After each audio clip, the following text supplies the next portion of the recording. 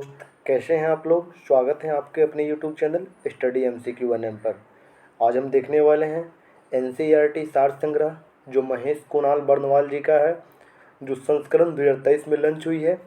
इसमें हम कवर करने वाले हैं आज बायोलॉजी के पूरे क्लास एक ही वीडियो में। चलिए तो बिना देरी किए हुए शुरू करते हैं। अभी तक अगर आप चैनल को सब्सक्राइब नहीं किए हैं तो सब्सक्राइब जरूर कर दीजिएगा। और हाँ, अगर आप टॉपिक वाइज देखना चाहते हैं तो चैनल पे प्ले लिस्ट बना हुआ है, वहाँ जा कर के आप टॉपिक वाइज देख सकते हैं। चलिए शुरू करते हैं। जीव विज्ञान में है, पहला है जीव विज्ञान की शाखाएं, branch of biology.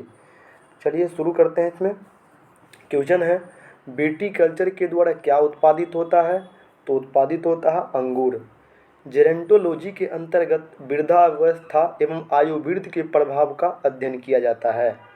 Vermi culture में कौन सा कीट प्रयत्न होता है। वर्मी कल्चर में आता है केचुआ।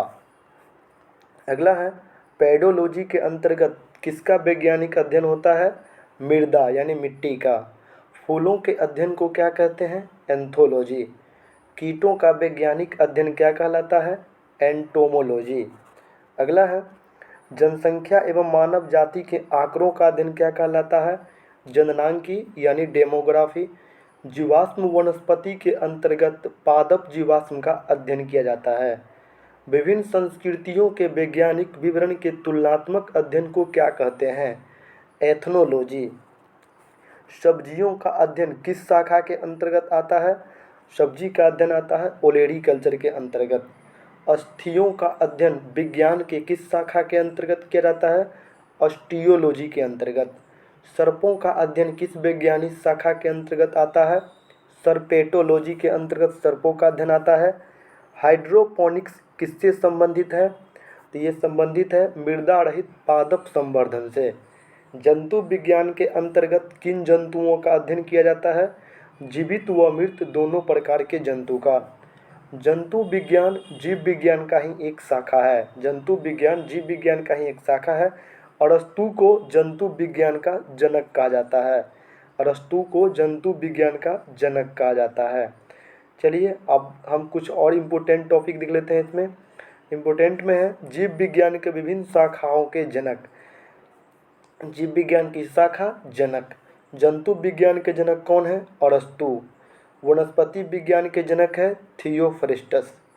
सूक्ष्मजीव विज्ञान के जनक है लुई पास्चर। जीवाणु विज्ञान के जनक कौन है, तो ये है रॉबर्ट कोच। प्रतिरक्षा विज्ञान के जनक है एडवर्ड जेनर। वर्गीकी अथवा वर्गीकरण विज्ञान के जनक है यानी टेक्सोनोमी के कैरोलस लिनियस। रुधिर परिसंचरण तंत्र के जनक है विलियम हार्वे। कोशिका विज्ञान के जनक है रॉबर्ट हुक। उत्परिवर्तन के सिद्धांत दिया हुंगो डी ब्रिज। कवक विज्ञान के जनक कौन है, हेनरिच एटन डी बेरी। पादप शरीर क्रिया विज्ञान के जनक है स्टीफन हेल्स। आधुनिक वनस्पति विज्ञान के जनक है कैरोलस लिनियस। रुधिर वर्ग का खोज किया कार्ल लैंड स्टीनर। अंतःस्रावी विज्ञान के जनक है थॉमस एल्वा एडिसन। आनुवांशिकी के जनक है ग्रेगर जॉन मेंडल। आधुनिक आनुवांशिकी के जनक कौन है, ग्रेगर जॉन मेंडल।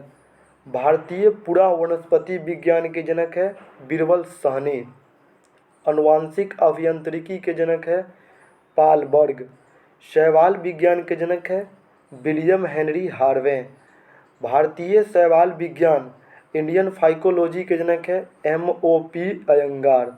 भारतीय पारिस्थितिक विज्ञान के जनक है रामदेव मिश्रा। औषधि विज्ञान के जनक है हिप्पोक्रेटस। सूक्ष्मदर्शिकी का विज्ञान के जनक है एंटनी वान लीवेनहॉक। जीन चिकित्सा के जनक है एंडरसन। जीन चिकित्सा के जनक कौन है, एंडरसन। अब है वनस्पति विज्ञान की प्रमुख शाखाएं। इसमें हम देखेंगे, चलिए सबसे पहले है घास विज्ञान के जनक कौन है, घास विज्ञान यानी घासों का अध्ययन। अच्छा, घास विज्ञान में घासों का अध्ययन किया जाता है। एल्गोलॉजी में शैवालों का अध्ययन किया जाता है। एनाटोमी में आंतरिक संरचना का अध्ययन किया जाता है। एंथोलॉजी में पुष्पों का अध्ययन किया जाता है। जीवाणु विज्ञान, जीवाणु के अध्ययन को जीवाणु विज्ञान कहते हैं। अगला है ब्रोयोलॉजी, ब्रायोफाइटा का अध्ययन। कैसिडोलॉजी, पादप से रोगजन्य गांठों पादप कैंसर का अध्ययन। डेंड्रोक्रोनोलॉजी, वृक्षों की आयु का अध्ययन। डेंड्रोलॉजी, वृक्ष एवं झाड़ियों का अध्ययन। इकोलॉजी में अध्ययन होता है पौधा का वातावरण से संबंधित अध्ययन। इकोनॉमिक बॉटनी में आर्थिक महत्व के पौधे का अध्ययन। एथनोबॉटनी में आदिवासी द्वारा पादप के उपयोग का अध्ययन। फॉरेस्ट्री में वनों का अध्ययन। एक्सोबायोलॉजी में अन्य ग्रह पर संभावित जीवों की उपस्थिति का अध्ययन। अगला है जेनेटिक इंजीनियरिंग, कृत्रिम जीन्स का निर्माण व स्थानांतरण का अध्ययन है। जेनेटिक इंजीनियरिंग कृत्रिम जीन का निर्माण व स्थानांतरण का अध्ययन है। लाइकेनोलॉजी में लाइकेन्स का अध्ययन होता है। माइक्रोबायोलॉजी में सूक्ष्म जीव का अध्ययन होता है। और कुछ अध्ययन है हम देख लेते हैं अभी। माइकोलॉजी में कवकों का अध्ययन होता है। माइक्रोप्लाज्मोलॉजी में माइकोप्लाज्मा के वैज्ञानिक अध्ययन होता है। निमेटोलॉजी में निमेटोडस के पादप के साथ संबंध अध्ययन होता है। पेलियोबॉटनी में पादप जीवाश्मों का अध्ययन होता है। पैलिनोलॉजी में परागकणों का अध्ययन होता है। पैथोलॉजी में पादप रोगों का अध्ययन होता है। पादप रोगों के उपचार व अध्ययन होता है। पैरासिटोलॉजी में पोषक तथा परजीवियों के संबंधों का अध्ययन होता है। फार्मेकोलॉजी में औषधीय पादपों का अध्ययन होता है। फिजियोलॉजी में विभिन्न पादपों के जैविक क्रियाओं का अध्ययन होता है। टेरिडोलॉजी में टेरिडोफाइटस का अध्ययन होता है। फाइटोजियोग्राफी में पौधा के वितरण व उसके कारणों का अध्ययन होता है। स्पेस बायोलॉजी में आंतरिक व वायुमंडल स्थित पादपों का अध्ययन होता है। स्पर्मोलॉजी में बीजों का अध्ययन होता है। हीलियोथेरेपी में सूर्य के प्रभाव से चिकित्सा करने की अध्ययन होता है। अगला है हाइड्रोपोनिक्स, इस शाखा के अंतर्गत बिना मृदा किए बागवानी का अध्ययन होता है। हाइड्रोपोनिक्स इस शाखा के अंतर्गत बिना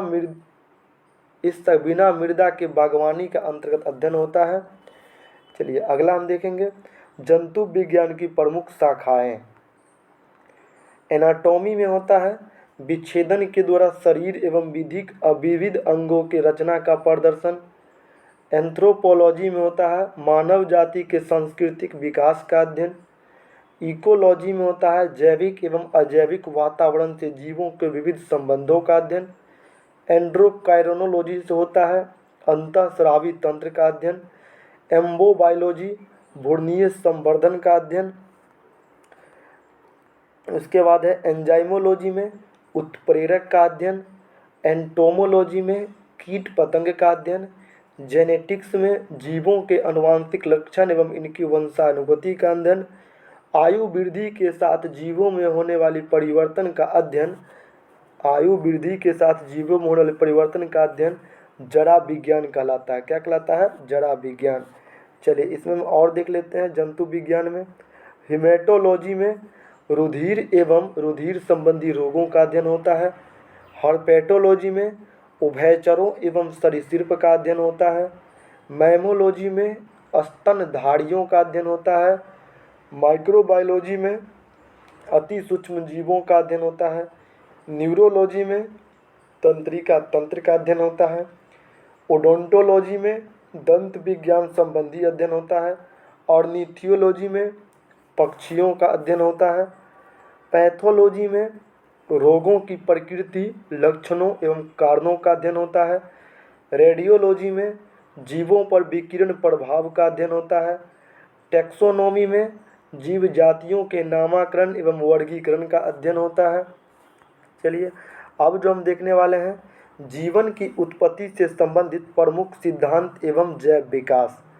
चलिए इसमें है जीव विकास को सर्वप्रथम किसने परिभाषित किया? तो जीन बैप्टिस्ट डी लैमार्क ने। वैज्ञानिकों ने आधुनिक मनुष्य का अंतिम पूर्वज किसे माना है? क्रो-मैग्नन मानव को। वर्तमान प्रमाण के अनुसार पृथ्वी पर जीव का उद्गम लगभग कब हुआ? 2 अरब वर्ष पूर्व। विकासवाद का सिद्धांत किसने दिया? चार्ल्स डार्विन ने। उद् विकास का प्रमुख कारक क्या है? प्राकृतिक वरण। उद् विकास के उत्परिवर्तन सिद्धांत का प्रतिपादन किसने किया? हुगो डी ब्रीज ने। आर्कियोपेटेरिक्स जुरैसिक युग का सर्वप्राचीन पक्षी है जो सरीसृप व पक्षी वर्ग के मध्य की कड़ी है। सरीसृप व पक्षी वर्ग के मध्य की कड़ी है आर्कियोपेटेरिक्स। मैमथ किस जीव का पूर्वज है? हाथी। पृथ्वी पर सबसे पहले किस जीव की उत्पत्ति मानी जाती है? नीलहरित शैवाल। शीत ऋतुओं में पशुओं के प्रसुप्ति काल को क्या कहते हैं? हाइबरनेशन। किस जीव में स्नायु तंत्र तो होता है परंतु मस्तिष्क नहीं होता है? तारमीन यानी स्टारफिश में। जीवाणु में किस प्रकार के राइबोसोम होते हैं? 70S ribosome. डायनोसार सरीसृप वर्ग में आते हैं जिनका उदय मेसोजोइक युग में हुआ। नील हरित शैवाल जीवाणु तथा कवक में लवक नहीं पाए जाते हैं बल्कि लोमिली के आकार की कौन सी रचना पाई जाती है? क्रोमेटोफोर्स। किन पौधों में जाइलम वाहकिया का अभाव होता है? अनावृतबीजी एवं ट्रिडोफाइटस में। अगला है मानव हृदय के बायां नीले प्रकोष्ठ पूर्णतः ऑक्सीकृत रक्त को महाधमनी और संपूर्ण शरीर में पहुंचाता है। बायां धमनी जो होता है बायां नीले पूर्णतः ऑक्सीकृत रक्त को महाधमनी और संपूर्ण शरीर में भेजता है।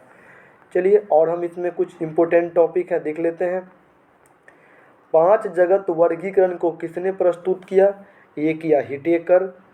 जंपिंग जीन का खोज किसने किया? मैक्स क्लिंटक ने। कौन सा क्षार डीएनए तथा आरएनए दोनों में पाए जाते हैं?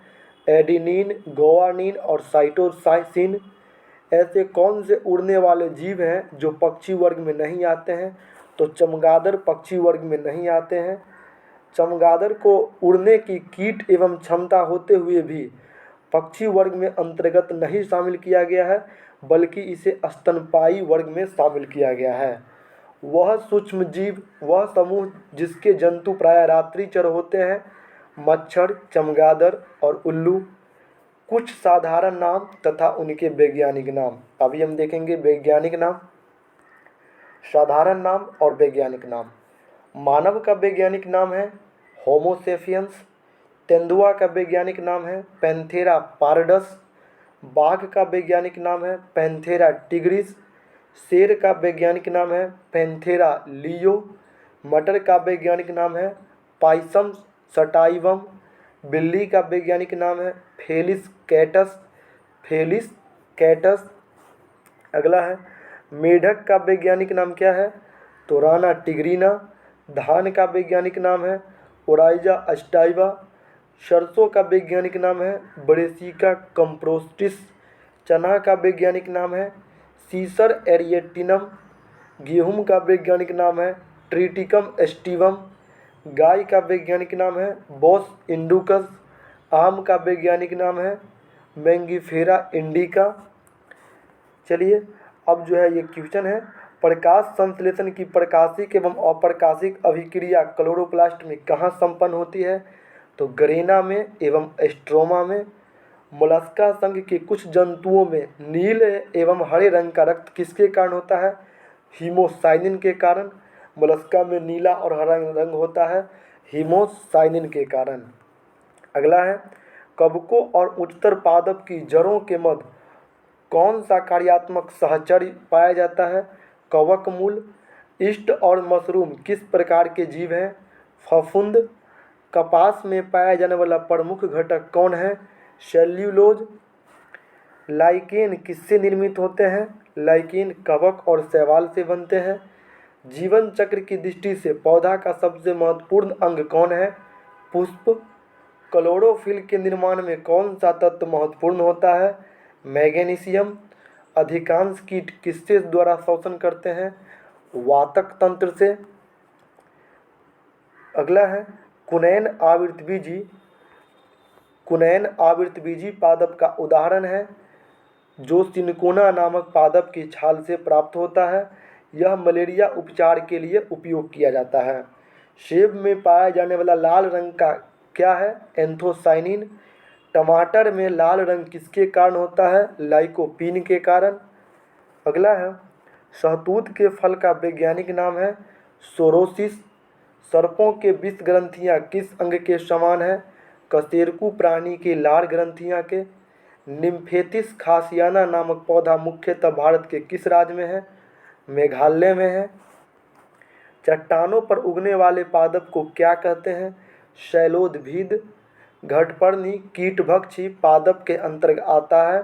इसकी पत्तियों के पर्ण फलक घड़े के रूपांतरित हो जाते हैं। कौन सा प्राणी अपने आंत में जल संग्रहण करता है? ऊंट। सबसे बड़ा अकेशरेखु जीव कौन सा है?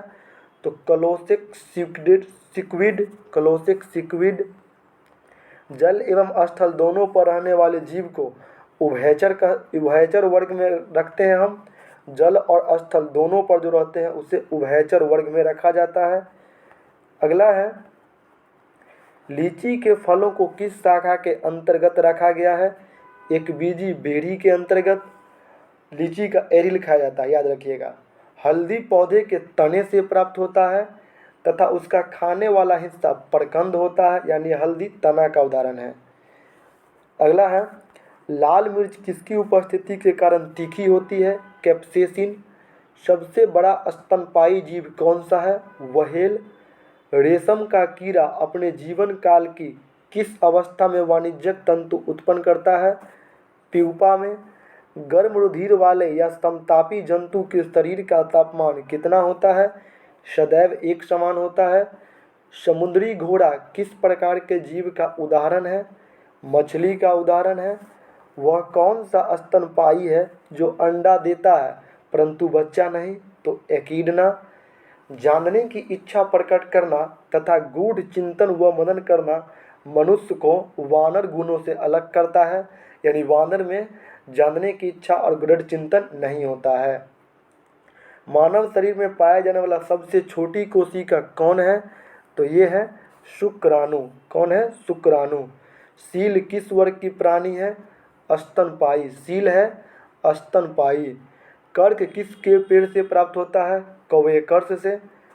डॉल्फिन किस वर्ग में आते हैं? डॉल्फिन आते हैं स्तनपायी में। अफीम मॉर्फिन पोस्ते के पौधे अधपके फल से प्राप्त होते हैं। गन्ने के रोपण में उसके किस भाग का प्रयोग होता है? तो तना का प्रयोग होता है। गन्ने के रोपण में तना का प्रयोग होता है। लहसुन की गंध का क्या कारण है? सल्फर यौगिक की उपस्थिति। शुष्क जलवायु में अनुकूलित पेड़ पौधे को क्या कहते हैं? मरूदभिद। चलिए आगे हम देखेंगे। अब अगला है, अधिपाद अन्य पौधे पर क्यों निर्भर रहते हैं? यांत्रिक सहारे के लिए। टीक और माइट किस जीव वंश से संबंधित है? मकड़ी वंश से। जुगनू की चमक किस एंजाइम का कारण है? ल्यूसीफेरस। सन हेम्पेरेसे किससे प्राप्त होते हैं? फ्लोएम से। लेग हेमोग्लोबिन किसमें पाई जाती है? लेग्यूम मूल ग्रंथिया में। डार्विन की पुस्तक on the origin of species कब प्रकाशित हुई? तो ये प्रकाशित हुई 1859 में। जैव विकास के पक्ष में किस स्रोत से प्रत्यक्ष प्रमाण प्राप्त होता है? जीवाश्मों से। जीवों के उद्विकास के संदर्भ में कौन सा अनुक्रम सही है? सैलामेंडेर, अजगर, कंगारू। किन कोषरेखु जीवों में कंकाल पूर्णतः अनुपस्थित होता है? सरीसृप में। काकरोच और सिल्वर फिश में किस प्रकार का परिसंचरण तंत्र पाया जाता है? खुला परिसंचरण तंत्र। स्तनपायी भ्रूण के उत्सर्जनीय उत्पाद किसके द्वारा उत्सर्जित किए जाते हैं? अपरा के द्वारा।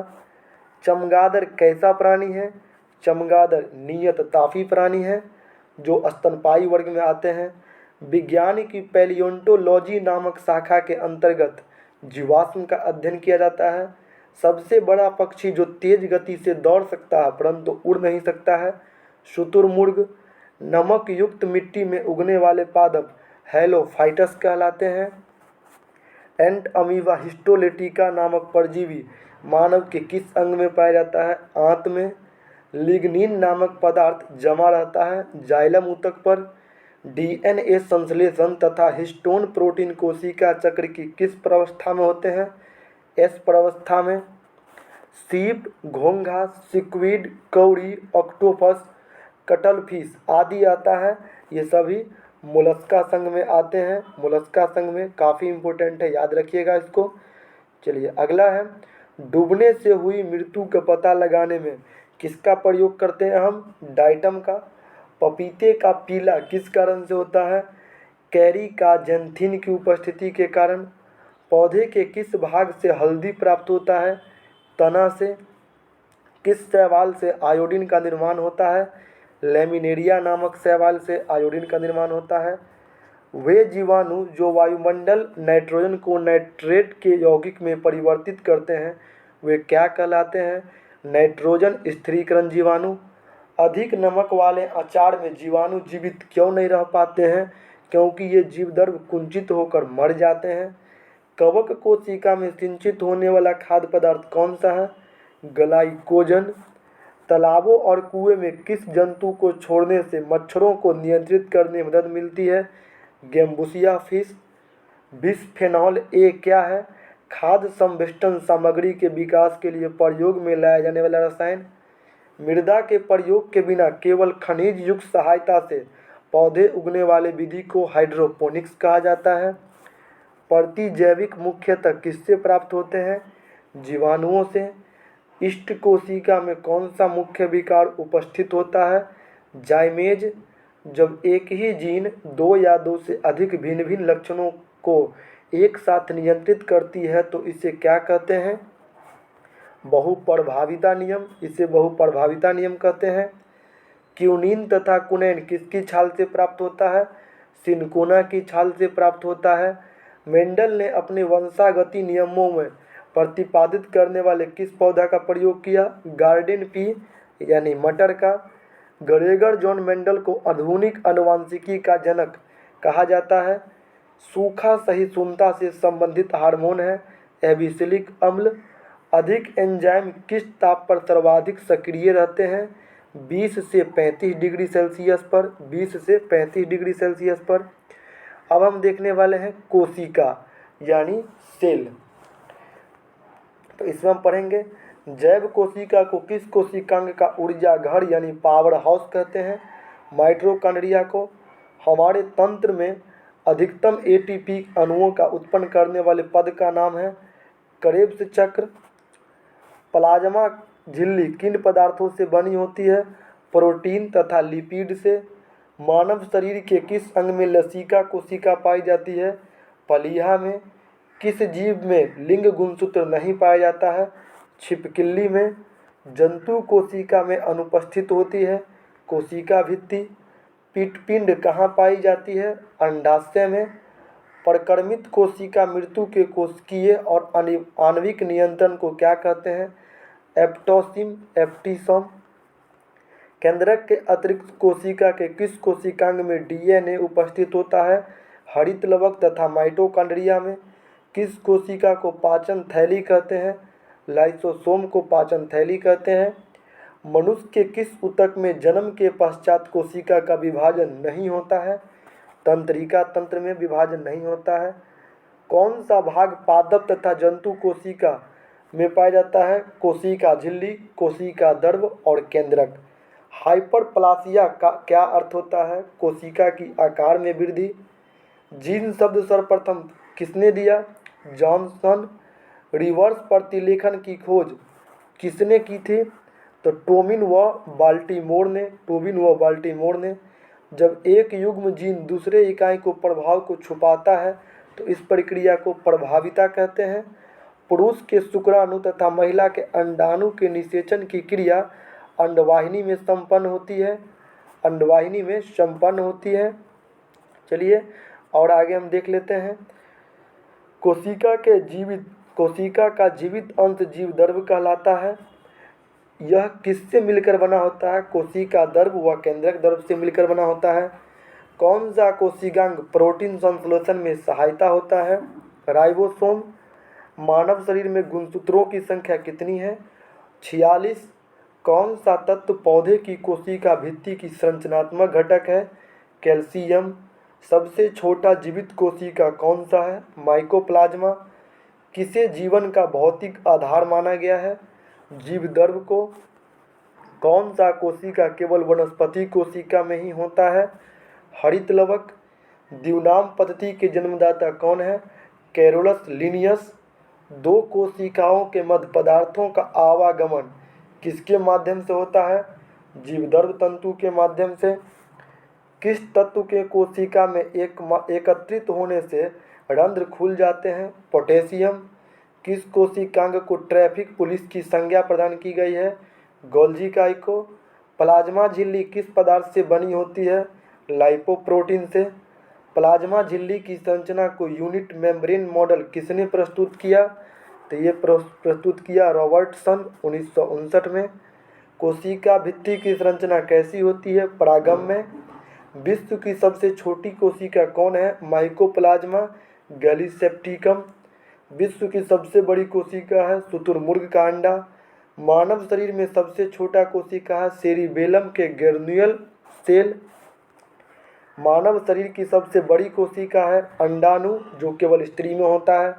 मानव शरीर की लंबी कोशिका है न्यूरॉन। पुरुषों में सबसे छोटी कोशिका है शुक्राणु।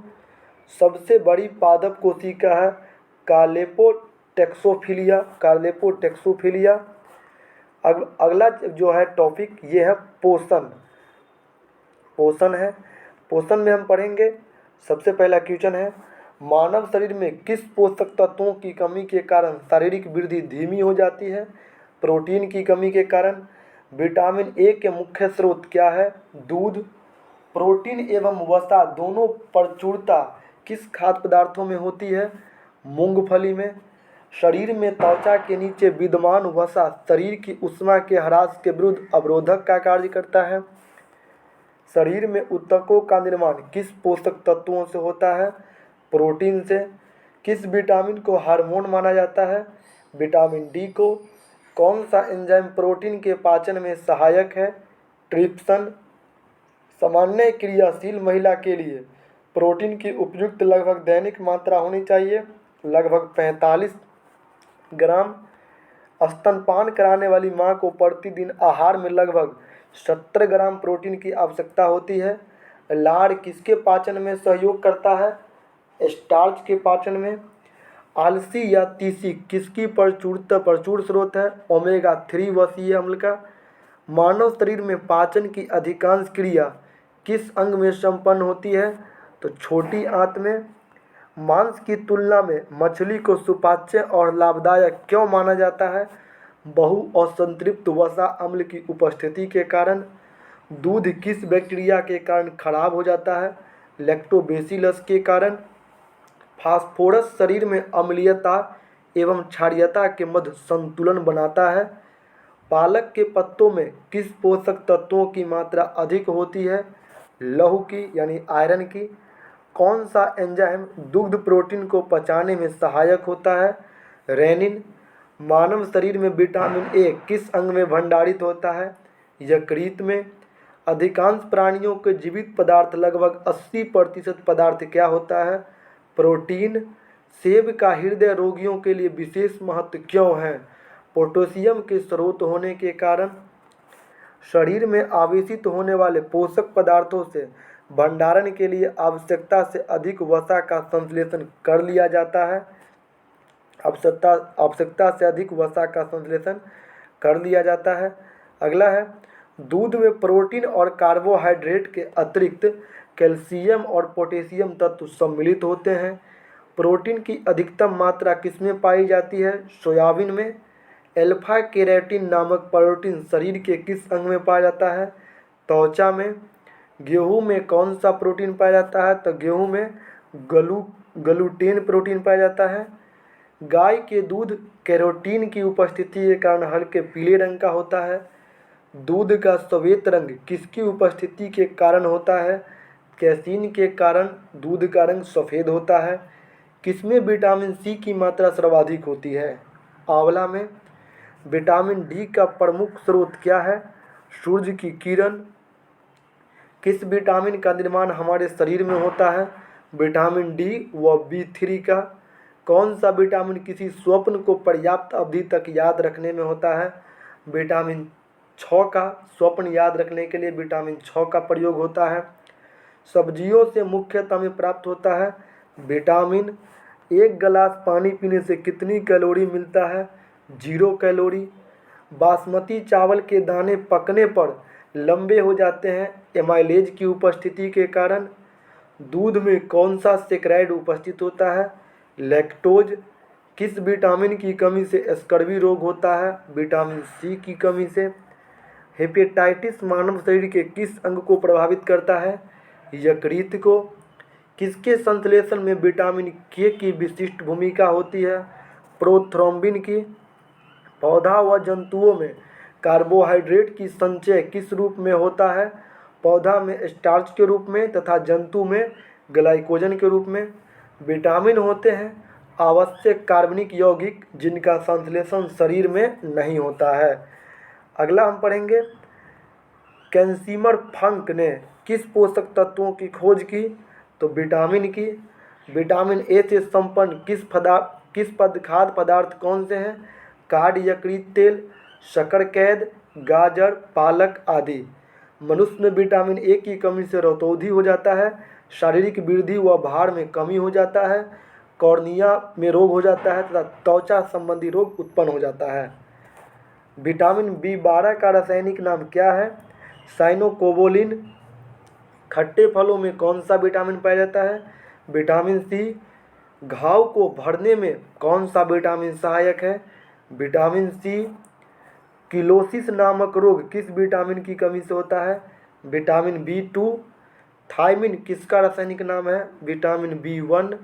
जल में घुलनशील विटामिन है बी और सी। पेलाग्रा और स्कर्वी नामक रोग क्रमशः किन विटामिनों की कमी के कारण होता है? विटामिन B3 और विटामिन सी। विटामिन डी का रासायनिक नाम क्या है? कैल्सीफेरॉल। विटामिन डी की कमी से कौन सा रोग होता है? रिकेटस। रक्त का थक्का बनने में विटामिन के की आवश्यकता होती है। किस विटामिन कमी से शरीर की प्रतिरक्षा प्रणाली तथा जनन क्षमता में कमी हो जाती है? स्कर्विक अम्ल। संक्रमण रोधी विटामिन किसे कहते हैं? विटामिन ए को। किस विटामिन में कोबाल्ट पाया जाता है? विटामिन B12 में कोबाल्ट पाया जाता है। अनाज के छिलके में मुख्यतः कौन सा विटामिन पाया जाता है? थायमिन यानी विटामिन B1। भोजन में रेशे का महत्व है।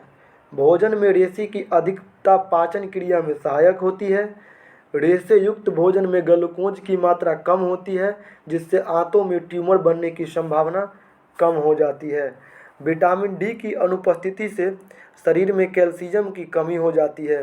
विटामिन डी की कमी होने से शरीर में कैल्शियम की कमी हो जाती है। चलिए अब हम देखेंगे दीर्घतम खनिज तत्व और महत्व। कैल्शियम का होता है दांत और अस्थियों की रचना में, रुधिर स्कंदन में, तंत्रिकाओं और पेशियों के कार्य में। फास्फोरस का उपयोग होता है दांत और हड्डियों की रचना में, अम्ल क्षार संतुलन में, एटीपी और डीएनए में। गंधक यानी एस का प्रयोग होता है अनेक अमीनो अम्ल से कुछ हार्मोन्स एवं विटामिन के घटक। पोटेशियम यानी के अम्ल क्षार संतुलन में, जल संतुलन में, तंत्रिकाओं की कार्यकी में। क्लोरीन यानी Cl का प्रयोग जठर रस के अम्ल क्षार संतुलन में। सोडियम Na का प्रयोग होता है अम्ल क्षार संतुलन में, जल संतुलन में, तंत्रिका की कार्यकी में। अगला है मैग्नीशियम Mg। इसका उपयोग होता है ग्लाइकोसिस तथा एटीपी पर आश्रित अनेक उपचायी क्रियाओं के एंजाइम के संघटक के रूप में। अब है खनिज और उसके स्रोत। लौह का स्रोत कौन है? केला और खजूर। केला और खजूर से लोहा मिलता है। पोटेशियम के स्रोत है पालक। आयोडीन के स्रोत है आयोडीन युक्त सामान्य नमक। कैल्शियम का स्रोत है दूध और अंडा। कौन सा तत्व किडनी में पथरी बनने से रोकता है? मैग्नीशियम।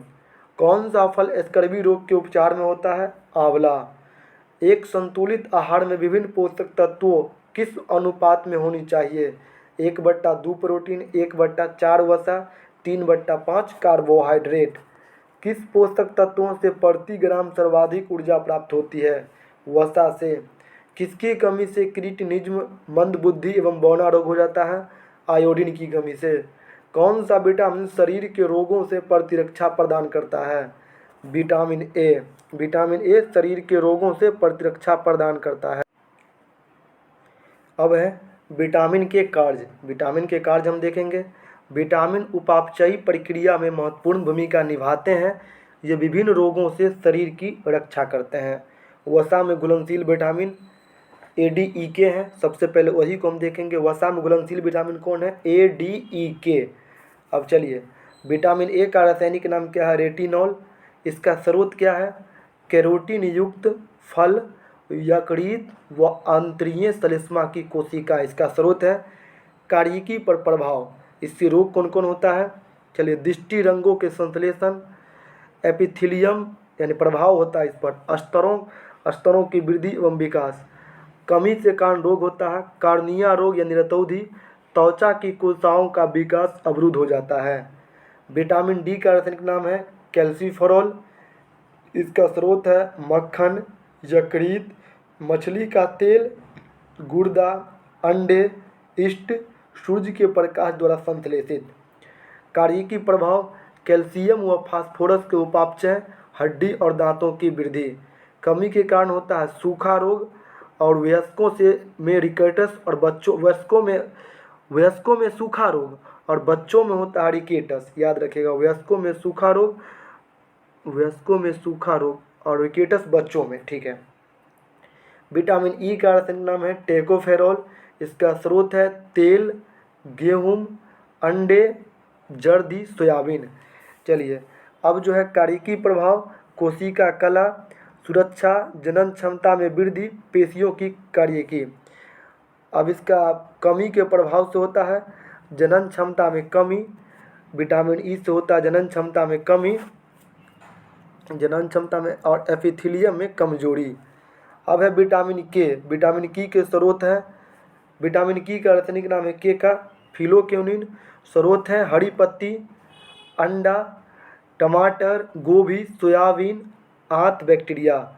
इससे प्रभाव होता है यकृत में प्रोथ्रोम्बिन का संश्लेषण और इससे होने वाले रोग हैं चोट पर रक्त का थक्का न जमने से अधिक रक्तस्राव, यानी रक्त का स्राव होता है विटामिन के की कमी के कारण, थक्का नहीं जमता है। अब जल में घुलनशील विटामिन है बी और सी। तो बी में बहुत सारे हैं, सभी को देखेंगे हम। चलिए, पहला है विटामिन B1। इसका रासायनिक नाम है थायमिन। इसका स्रोत है अनाज, फलियां, सोयाबीन, अंडा, मांस एवं सह एंजाइम। कार्यकी प्रभाव है कार्बोहाइड्रेट एवं वसा उपापचयी क्रियाओं का सह एंजाइम घटक। विटामिन B1 से होने वाला रोग है बेरी रोग है, इंपॉर्टेंट ये है। विटामिन B2 का रासायनिक नाम है राइबोफ्लाविन और इसका जो कमी के प्रभाव होगा वो किलोसिस रोग होगा, ये इंपॉर्टेंट है, ये सब आप याद देख लीजिएगा। विटामिन B3 का निकोटिनिक अम्ल, रासायनिक नाम इंपॉर्टेंट है, इससे होने वाला रोग है पेलाग्रा रोग। विटामिन B5 का रासायनिक नाम पेंटाथिनिक अम्ल, इससे होने वाला रोग है चर्म रोग, वृद्धि कम, बाल सफ़ेद, जनन क्षमता में कमी। विटामिन B5 से होता है। विटामिन B6 का रासायनिक नाम पायरिडॉक्सिन, इंपॉर्टेंट है, इसका रोग होता है रक्तक्षीणता, चर्म रोग, पेशीय ऐंठन, इससे रोग होता है। विटामिन B7 का रासायनिक नाम क्या है? तो ये है बायोटीन, इससे होने वाला रोग है चर्म रोग और बालों का झड़ना। विटामिन B9 का रासायनिक नाम है फोलिक अम्ल समूह, इससे होने वाला रोग है रक्तक्षीणता व वृद्धि में कमी। विटामिन B12 का साइनोकोबोलिन, इससे होने वाला रोग है रक्तक्षीणता, तंत्रिका तंत्र का विकार। विटामिन C का एस्कर्बिक अम्ल और इससे होने वाला रोग है एस्कर्बी रोग और मसूड़ों में सूजन, यानी मसूड़ा से खून आना विटामिन C के कारण होता है। विटामिन के का रासायनिक नाम फिलोक्योनिन है, जिसका कार्य स्कंदन करना, यकृत में प्रोथ्रोम्बिन का निर्माण करना है। चलिए, अगला टॉपिक है पादपों का आकार की। इसमें हम देखेंगे पादप में किस संरचना द्वारा जल ऊपर चढ़ता है? तो जाइलम द्वारा। एक बीज किसके अभाव में अंकुरित होता है? पर्याप्त प्रकाश के अभाव में। प्रकाश संश्लेषण की दर किस प्रकार अधिक होती है? लाल में। जीवाणुओं द्वारा नाइट्रेट को वायुमंडलीय नाइट्रोजन में परिवर्तन करने की प्रक्रिया विनाइट्रीकरण कहलाती है। किस क्रिया के दौरान सौर ऊर्जा रासायनिक ऊर्जा में परिवर्तित होती है? प्रकाश संश्लेषण दौरान। वृद्धि के रूप में कार्य करते हैं एबिसिक अम्ल व इथाइलिन। पुष्पीय पौधे के बीज किसके बने होते हैं? भ्रूण खाद्य संग्रह तथा आवरण से। प्रकाश संश्लेषण पादप के किस कोशिका का होता है? क्लोरोप्लास्ट में। अगला है, यदि हम केंचुए तथा जोंक पर नमक छिड़कते हैं तो वो क्यों मर जाते हैं? प्रासरण प्रघात के कारण। कौन सी फसल मिट्टी को अतिरिक्त नाइट्रोजन प्रदान करता है? मटर। कौन सा तत्व पौधे के विकास में आवश्यक नहीं है? सोडियम। वर्मी कंपोस्ट क्या है? कार्बनिक जैव उर्वरक वर्मी कंपोस्ट है। किस पौधे को औषधिक भारतीय चिकित्सक कहा जाता है? तो आंवला। इसको हर्बल इंडियन डॉक्टर कहते हैं। अफीम पौधे के किस भाग से प्राप्त होता है? फूल से। सबसे पहले बनने वाला प्राथमिक जाइलम तत्व को क्या कहते हैं? प्रोटोजाइलम। कॉफ़ी पौधा के किस भाग से प्राप्त होता है? बीज से। रेशम के कीट सामान्यतः किस पेड़ पर पाले जाते हैं? शहतूत पर। प्रकाश संश्लेषण की क्रिया केवल दृश्य प्रकाश में होता है। प्रकाश संश्लेषण की क्रिया केवल दृश्य प्रकाश में होता है। चलिए अगला हम देखेंगे, भूमि में उर्वरता को घटाने वाला जीवाणु थाइबोस्लिम डिनाइट्रीफेकन्स है। जीवाणु में प्रकाश संश्लेषण की क्रिया में हाइड्रोजन दाता सामान्यतः कौन होता है? Hydrogen sulphide H2S। किस समूह के पौधे को जीवन चक्र में 2 स्वतंत्र पीढ़ियां का एकांतरण होता है? टेरिडोफाइटस। वायु प्रदूषण के सूचक होते हैं लाइकेन। अंडाशय विहीन पुष्पोभिद को क्या कहते हैं? जिम्नोस्पर्म। बरगद की शाखाओं से निकलने वाले जड़ों को क्या कहा जाता है? स्तंभ मूल। परजीवी पौधे अपने पोषद से किस अंग द्वारा भोजन के अवशोषण करते हैं? चूसकंग द्वारा। किस प्रकार के पौधे की जड़ों में द्वितीयक वृद्धि पाई जाती है? द्विबीजपत्री पौधे में। नागफनी में पत्तियां किसमें रूपांतरित होती है? कांटों में। गेहूं, धान एवं जौ में कैसी जड़ें पाई जाती है? तंतुमय जड़ें। गेहूं, धान और जौ में होती है तंतुमय जड़ें। रेशेदार जड़ तंत्र किन पौधों पर पाया जाता है? एक बीजपत्रीय पौधा पर। कौन सा मरुद्भिद पौधा उत्तर प्रदेश के मैदानी भागों में होता है? एकेसिया। पुष्पों के सहायक अंग किसे कहते हैं? बाह्यदल पुंज और दल पुंज को। पादप और प्रयोग योग्य भाग। लहसुन और प्याज का शाल्ककंद प्रयोग होता है। हल्दी अदरक का प्रकंद प्रयोग होता है। अरबी और जिमीकंद का धन कंद प्रयोग होता है। आलू का कंद और स्तंभ कंद प्रयोग होता है। हार्मोन्स विकार से विभिन्न है क्योंकि हार्मोन उपापचयी क्रिया में पूर्णतः प्रयुक्त होते हैं। जीवाणु में प्रकाश संश्लेषण उच्च पादप से भिन्न होता है क्योंकि इसमें O2 का निष्कासन नहीं होता है। प्याज किसका परिवर्धित रूप है? प्याज तना का परिवर्धित रूप है। अब हम देखेंगे कंकाल तंत्र। कंकाल तंत्र में मानव भ्रूण में हृदय स्पंदन कब प्रारंभ होता है? विकास के चौथे 5वें सप्ताह में। मनुष्य की खोपड़ी में कितने अस्थियां हैं? 29। प्रतिवर्ती क्रियाओं का नियंत्रण केंद्र कहाँ होता है? कशेरुक रज्जु में। वयस्क मानव में कितनी अस्थियां होती है? 206 अस्थियां। नाखून काटते समय दर्द नहीं होता है क्योंकि नाखून मृत कोशिकाओं के द्रव द्वारा बने होते हैं जिनमें रक्त संचरण नहीं होता है। हमारे शरीर का सबसे दृढ़ भाग कौन सा है? दंतवल्क इनामेल। शल्य क्रिया में आर्थोप्लास्टी का क्या कार्य है? जोड़ों का प्रतिस्थापन करना। मानव शरीर में सबसे छोटी हड्डी कान की होती है जिसे स्टेपिस कहते हैं। मानव शरीर की सबसे लंबी अस्थि कौन सी है? फीमर। कशेरुक रज्जु में कितनी जोड़ी तंत्रिका होती हैं? 31 जोड़ी। मनुष्य के शरीर में पसलियों के कितने जोड़े पाए जाते हैं? 12 जोड़े। मानव शरीर के डिंबवाहिनी नली में शुक्राणु डिंब को निषेचित करता है। वयस्क मानव के शरीर में जल का प्रतिशत कितना होता है? 65%। अस्थि एवं दंत निर्माण हेतु क्या आवश्यक है? कैल्शियम और फास्फोरस। मानव शरीर की सबसे मजबूत पेशियां कौन हैं? जबड़े की। परिवर्धनशील भ्रूण की शुष्कन कौन करता है? उल्लव। मानव के जीवन काल में कितने दांत 2 बार होते हैं? 20 दांत। मनुष्य के श्रेणी मेखला में 3 अस्थियां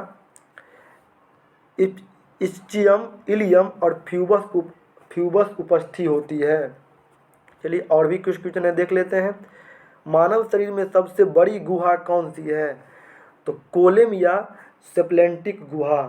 त्वचा पर चोट लगने के बाद इसका पुनर्भवन किसके द्वारा होता है? घनाकार उपकला द्वारा। कंडरा किसको जोड़ता है?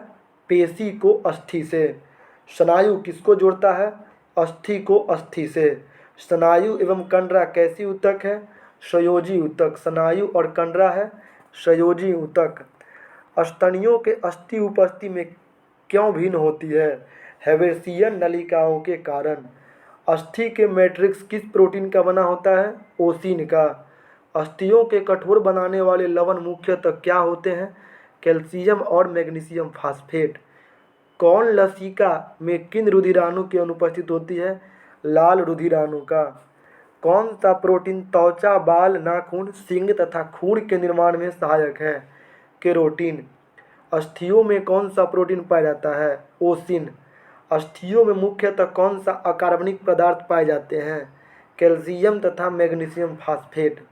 मज्जा गुहा का निर्माण किस प्रकार के कोशिकाओं करती है? ओस्टियोक्लाइट। ओस्टियोक्लाइट। अस्थियों का निर्माण किन ऊतक से होता है? संयोजी ऊतक से। शिशुओं में कुल कितनी अस्थियां पाई जाती है? 300। मानव शरीर के किस अंग में सबसे अधिक अस्थियां होती है? हाथ में। किस प्रकार की संधियों द्वारा हमारी खोपड़ी की अस्थियां परस्पर जुड़ी होती है? अचल संधि द्वारा। मनुष्य के कंकाल में कब्ज संधि का एक उत्कृष्ट उदाहरण किन अस्थियों के संधि से मिलता है? अल्ना एवं हुमरस से। अल्ना एवं हुमरस से। अब हम देख लेंगे श्वसन तंत्र।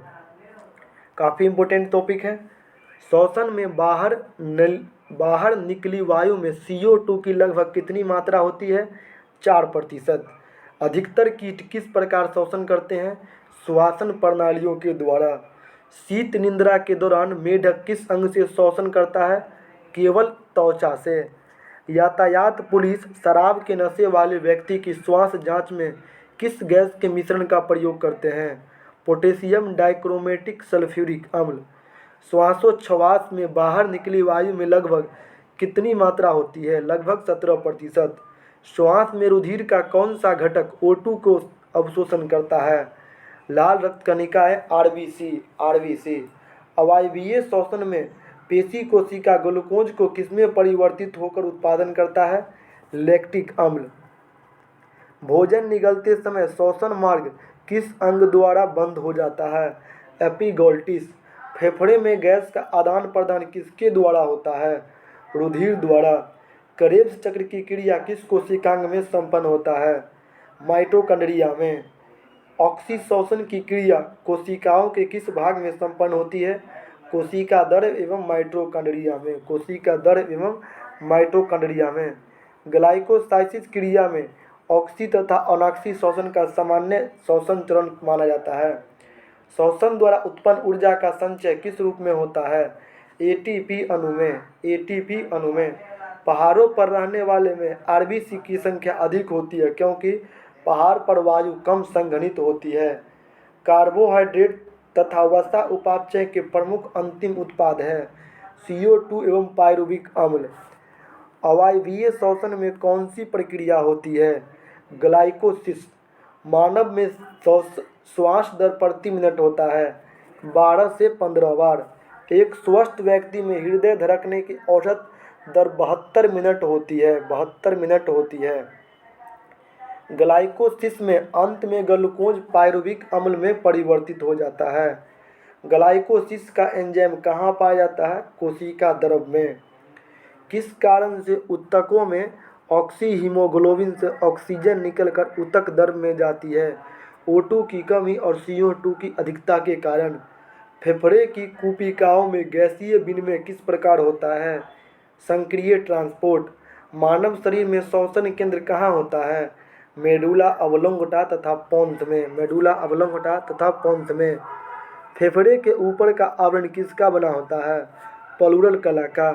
सर्वाधिक CO2 के परिवहन किस रूप में होता है? बाइकार्बोनेटिक के रूप में। करेब्स चक्र में ग्लूकोज के एक अणु में कितने ATP के अणुओं का निर्माण होता है? 24 ATP अणुओं के। ग्लाइकोसिस चरण में कितने ATP अणुओं का शुद्ध लाभ होता है? 2। किण्वन अर्थात अनाक्षी श्वसन का खोज सर्वप्रथम किसने किया? लुई पास्चर ने ईस्ट में। फेफड़े तथा अशुद्ध रक्त किसके द्वारा पहुंचाया जाता है? फुफ्फुस धमनी द्वारा। फेफड़े द्वारा शुद्ध रक्त किया गया रक्त बाएं अलिंद में किसके द्वारा पहुंचता है? फुफ्फुस शिरा द्वारा। श्वसन गुणांक का मापन किस यंत्र से किया जाता है? गैनांग श्वसन मापी से। ऑक्सीजन की कमी के कारण शरीर में ऑक्सीजन की कमी होना हाइपोक्सिया या अनक्सिया कहलाता है। श्वसन क्रिया में वायु के किस घटक की मात्रा में कोई परिवर्तन नहीं होता है? नाइट्रोजन। अगला है पाचन तंत्र। पाचन तंत्र काफ़ी इंपॉर्टेंट क्वेश्चन है, यहाँ से तो क्वेश्चन बनता ही बनता है। लार में कौन सा पाचक लार के पाचन में सहायक होता है? स्टार्च। वसा के पाचन करने वाला लाइपेज नामक एंजाइम कौन होता है? अग्नाशय। लाइपेज द्वारा वसा का जलीय अपघटक के पश्चात क्या प्राप्त होता है? वसीय अम्ल और ग्लिसरॉल। कौन सा पाचक हार्मोन छोटी आंत से स्रावित होता है? सिक्रेटिन। पित्त का संचयन कहाँ होता है? पित्ताशय या गॉल ब्लैडर में। पित्त का निर्माण यकृत में होता है। यह वसा के वसीय अम्ल में तोड़कर पाचन सहायक होता है। किस अंग में प्रोटीन का पाचन पूर्ण होता है? आंत में। अमाशय के भित्ति से कौन सा हार्मोन स्रावित होता है? गैस्ट्रीन। लार के टाइलिन एंजाइम किस माध्यम में क्रियाशील होता है? हल्के अम्लीय माध्यम में। हल्के अम्लीय माध्यम में। अमाशय के दीवार के पेशीय संकुचन क्या कहलाता है? कर्माकुचन। पाचन तंत्र के किस रस में कोलेस्ट्रॉल पाया जाता है? पित्त में। कार्बोहाइड्रेट किस रूप में शरीर में संग्रहित होता है? ग्लाइकोजन के रूप में। अमावस्या में भोजन के जीवाणु को नष्ट कौन करता है? HCl। मानव शरीर के किस अंग में संरचना कृमि रूप परिसेका में पाई जाती है? बड़ी आंत। मानव शरीर का वह अंग जो ग्लाइकोजन के रूप में कार्बोहाइड्रेट का भंडारण करता है, यकृत। एक स्तनधारी में सबसे बड़ी ग्रंथि कौन सी है? यकृत। अगला है मानव शिशुओं में सर्वप्रथम मध्यवर्ती इंसाइजर दांत निकलता है। सबसे पहले मध्यवर्ती इंसाइजर दांत निकलता है मानव शिशु में। अग्नाशय मानव शरीर की दूसरी सबसे बड़ी ग्रंथि है। पीलिया से कौन सा अंग प्रभावित होता है? यकृत। पीलिया से प्रभावित होता है यकृत। पाचन क्रिया के समय आहार नाल में स्टार्च का अंतिम उत्पाद होता है ग्लूकोज। काट मछली के यकृत तेल में कौन सा विटामिन प्रचुर मात्रा में होता है? यहाँ विटामिन डी होगा, विटामिन ए नहीं होगा। विटामिन डी इसका सही आंसर है। मम्पस गलसुआ पैरोमेक्सियम वायरस द्वारा फैलाई जाने वाली बीमारी जिसमें पैरोटिड ग्रंथि में सूजन, जलन व दर्द होने लगता है। लैंगरहैंस की दीपिकाएँ किस अंग में उपस्थित होता है? अग्नाशय में। मानव शरीर में किस अंग से हार्मोन के साथ साथ पाचक एंजाइम का भी स्त्रावन होता है? अग्नाशय। जठर ग्रंथियाँ किस अंग में पाई जाती है? अमावस्या में। यकृत द्वारा किस प्रोटीन का संश्लेषण व संग्रह होता है? फाइब्रिनोजिन व प्रोथ्रोम्बिन। यकृत में उपस्थित कौन सा पदार्थ मानव शरीर में रक्त को जमने से रोकता है? तो ये रोकता है हेपेरिन। लंबे समय तक उपवास रखने का सर्वाधिक प्रभाव किस अंग पर पड़ता है? वृक्क पर। मानव शरीर में पाचन का अधिकांश भाग किस अंग में संपन्न होता है? छोटी आंत में। मानव शरीर में छोटी आंत होती है आवेशन अवशोषण के लिए। मानव शिशु के जन्म लेने के 6 महीने के पश्चात दांत निकलना आरंभ होता है। किस अंग के द्वारा रक्त से यूरिया पृथक होता है? वृक्क से। इंसुलिन में कौन सी धातु उपस्थित होती है? तो इंसुलिन में जस्ता उपस्थित होती है। अब है उत्सर्जन तंत्र, ये भी काफ़ी इम्पोर्टेंट क्वेश्चन है, आप जरूर देखिएगा इसको बढ़िया से। मानव शरीर में यूरिया का निर्माण किस अंग में होता है? यकृत में।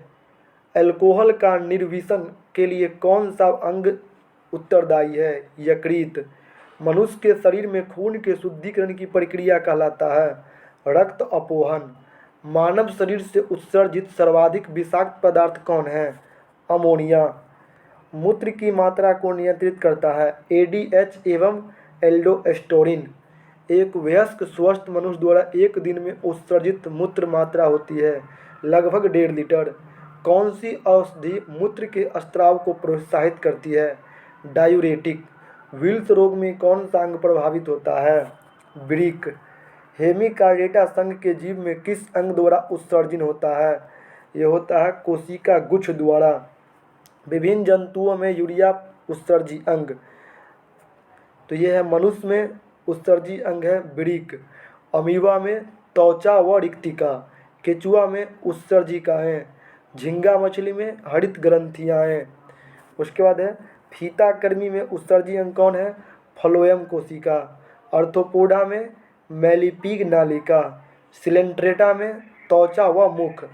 वृक्क में पथरी यूरिक अम्ल, कैल्शियम ऑक्जेलेट तथा कैल्शियम फास्फेट के कारण बनती है। गुर्दे की कार्यात्मक इकाई नेफ्रॉन है। नाखूनों में कौन सा प्रोटीन पाया जाता है? कैरोटीन।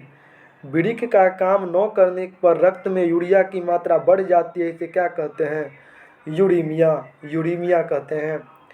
ड्यूरेसिस की स्थिति में ग्लूकोज का उत्सर्जन बढ़ जाता है।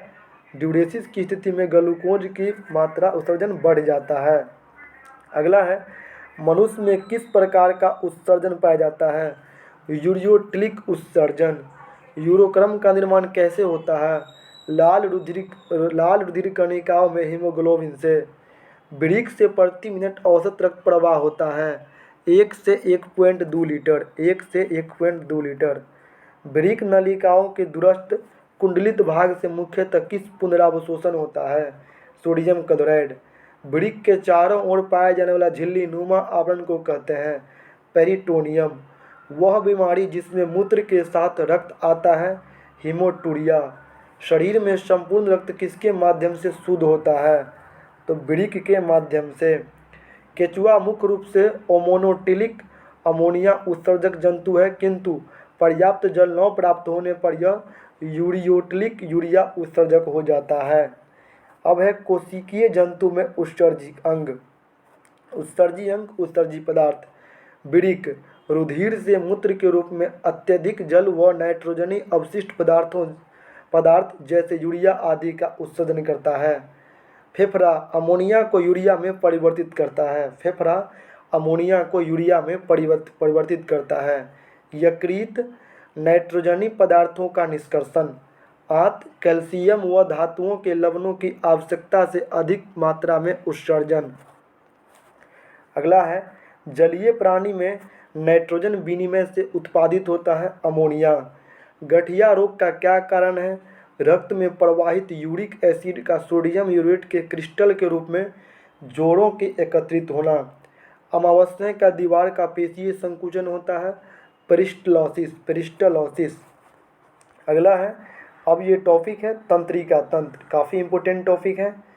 मानव की प्रतिवर्ती क्रिया का नियंत्रण केंद्र कहाँ होता है? मेडुला ऑब्लोंगेटा में। हृदय की धड़कन की गति किसके द्वारा बढ़ती है? अनुकंपी तंत्रिका द्वारा। प्रेरक कौशल में मस्तिष्क का कौन सा भाग साथ संबंधित है? लालट भाग। मानव के मस्तिष्क का सबसे बड़ा भाग कौन है? रेम्बोन्स फिलोन। तंत्रिका के अध्ययन को तंत्रिका विज्ञान कहा जाता है, ये न्यूरोलॉजी कहलाता है। कम नींद आने के लिए किस चिकित्सा शब्दावली का प्रयोग किया जाता है? अनिद्रा।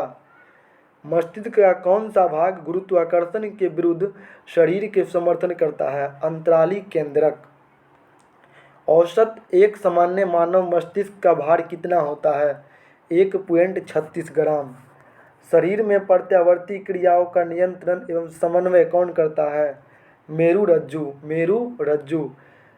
सेरिबलम पॉल्सी का मस्तिष्क संबंधी विकार है जो सामान्यतः छोटे बच्चों में पाया जाता है। तंत्रिका तंत्र के विकास सर्वप्रथम किस जीव में माना जाता है? हाइड्रा में। मनुष्य में कपालिक तंत्रिका की जोड़ी होती है 12 जोड़ी। अगला है मनुष्य में तंत्रिकाओं की संख्या होती है 31 जोड़ी। तंत्रिकाओं की संख्या कितनी होती है? 31 जोड़ी। मानव शरीर में भूख तथा तृप्ति मस्तिष्क के किस भाग द्वारा नियंत्रित होती है? हाइपोथैलेमस द्वारा। अगला है डिस्लेक्सिया नामक बीमारी मानव शरीर के किस अंग से संबंधित है? मस्तिष्क से। शरीर के अन्य सभी अंगों की तुलना में किस अंग को ऑक्सीजन की आवश्यकता सर्वाधिक होती है? मस्तिष्क को। तंत्रिका ऊतक का प्रमुख कार्य क्या है? उत्तेजनाओं को प्राप्त करना तथा मेरुरज्जु व मस्तिष्क के आवेगों को भेजना। अगला है प्रत्यावर्ती क्रियाओं का खोज सर्वप्रथम मार्शल हॉल ने किया। प्रत्यावर्ती क्रिया का खोज किसने किया? मार्शल हॉल ने किया था। भोजन ग्रहण के पश्चात आहार नाल की तरंग गति और इसकी दीवार की ग्रंथियां के स्त्रावन का उत्तेजन में किस तंत्र द्वारा होता है? परानुकंपी तंत्र द्वारा। कौन सा तंत्र हमारे शरीर में समन्वय का कार्य करता है? तंत्रिका तंत्र व अंतःस्रावी तंत्र। जो मनुष्य यह नहीं समझ पाता कि वह कब उसे भोजन करना है, रोक देना चाहिए, वह किस रोग से पीड़ित है? बुलिमिया रोग से। जैविक घड़ी मानव शरीर के किस अंग में स्थित होती है? हाइपोथैलेमस में। एपिथैलेसम किन ग्रंथियों से निर्मित है? पीनियल ग्रंथि के हैब्यूनुला से। मानव शरीर का कौन सा भाग अल्जाइमर रोग से प्रभावित है? मस्तिष्क। मांसपेशियों के रेशे में आवेग संचरण के लिए किस पदार्थ की आवश्यकता होती है? सोडियम की। मनुष्य का मस्तिष्क कितने भागों में विभाजित है? 3। सेरेबरम, ब्रेन स्पेटम। न्यूरॉन के बाहर निकलना हुआ लंबा भाग क्या कहलाता है? तंत्रिका कक्ष। तंत्रिका कोशिकाओं के तंत्रिक कक्ष के चारों ओर किस पदार्थ का आवरण होता है? मेलिन का। सुई चुभाने पर किस अंग में पीड़ा का अनुभव नहीं होगा? मस्तिष्क में। मानव के जन्म के पश्चात किस अंग में कोशिका विभाजन नहीं होता है? तंत्रिका कोशिका में। चिकित्सा उपकरण व उपयोग। सीटी स्कैन शरीर में असामान्यता के लिए। इलेक्ट्रोकार्डियोग्राफ हृदय में विकार का पता लगाने के लिए। ऑटो एनालाइजर जैव रासायनिक तत्वों के जांच में। पेसमेकर हृदय की गति नियंत्रित करने में। मानव मस्तिष्क का कौन सा भाग वृद्धि, स्मृति और तर्क का केंद्र होता है? सेरिब्रम। दो तंत्रिका कोशिकाओं को मिलान को क्या कहते हैं? सिनेप्स कहलाता है। अगला है रक्त परिसंचरण तंत्र। मानव शरीर में कौन सा रक्त कोशिकाओं के संक्रमण दरी से रक्षा करती है? श्वेत रक्त कोशिकाएं WBC। किस रक्त समूह की कोशिका सर्वदाता होता है? O समूह। हीमोग्लोबिन मानव रक्त में पाया जाने वाला पदार्थ है जिसका प्रमुख कार्य है ऑक्सीजन का परिवहन करना। वृद्ध व्यक्ति का रक्तदाब सामान्यतः बढ़ जाता है। एक सामान्य व्यक्ति का रक्त का pH मान होता है 7.35 से 7.45। रक्त समूहों का खोज करता है कार्ल लैंडस्टीनर। RH कारक का नाम किस जंतु से संबंधित है? बंदर से। AB रक्त वर्ग के व्यक्ति किसी भी रक्त के व्यक्ति के रक्त ले सकता है, इसलिए इन्हें सार्वभौमिक प्राप्तकर्ता कहा जाता है। AB रक्त वर्ग वाला व्यक्ति किसी से भी रक्त ले सकता है, इसलिए इसे सार्वभौमिक प्राप्तकर्ता कहते हैं। श्वेत रुधिर कणिकाओं का प्रमुख कार्य है शरीर की प्रतिरक्षा। रुधिर के जमने में किस खनिज की आवश्यकता होती है? Calcium Ca++। लाल रक्त कणिकाओं में शरीर के किस अंग में नष्ट होता है? तो पलीहा में। मनुष्य का औसत रक्तचाप होता है 120/80 mmHg। रक्त किस प्रकार का ऊतक है? तरल संयोजी ऊतक। यदि एक पिता का रक्त वर्ग A और माता का रक्त वर्ग O है तो उनके संतान में रक्त वर्ग होगा ए तथा ओ, दोनों में से कोई भी। रुधिर प्लाज्मा में प्रतिरक्षा प्रोटीन किसके कारण निर्मित होता है? लिम्फोसाइट द्वारा। लिम्फोसाइट द्वारा। दिल का दौरा पड़ने से पहले घंटे को किस नाम से जाना जाता है? Golden hour. मनुष्य के शरीर में रक्त का दाब कितना होता है? वायुमंडलीय दाब से अधिक।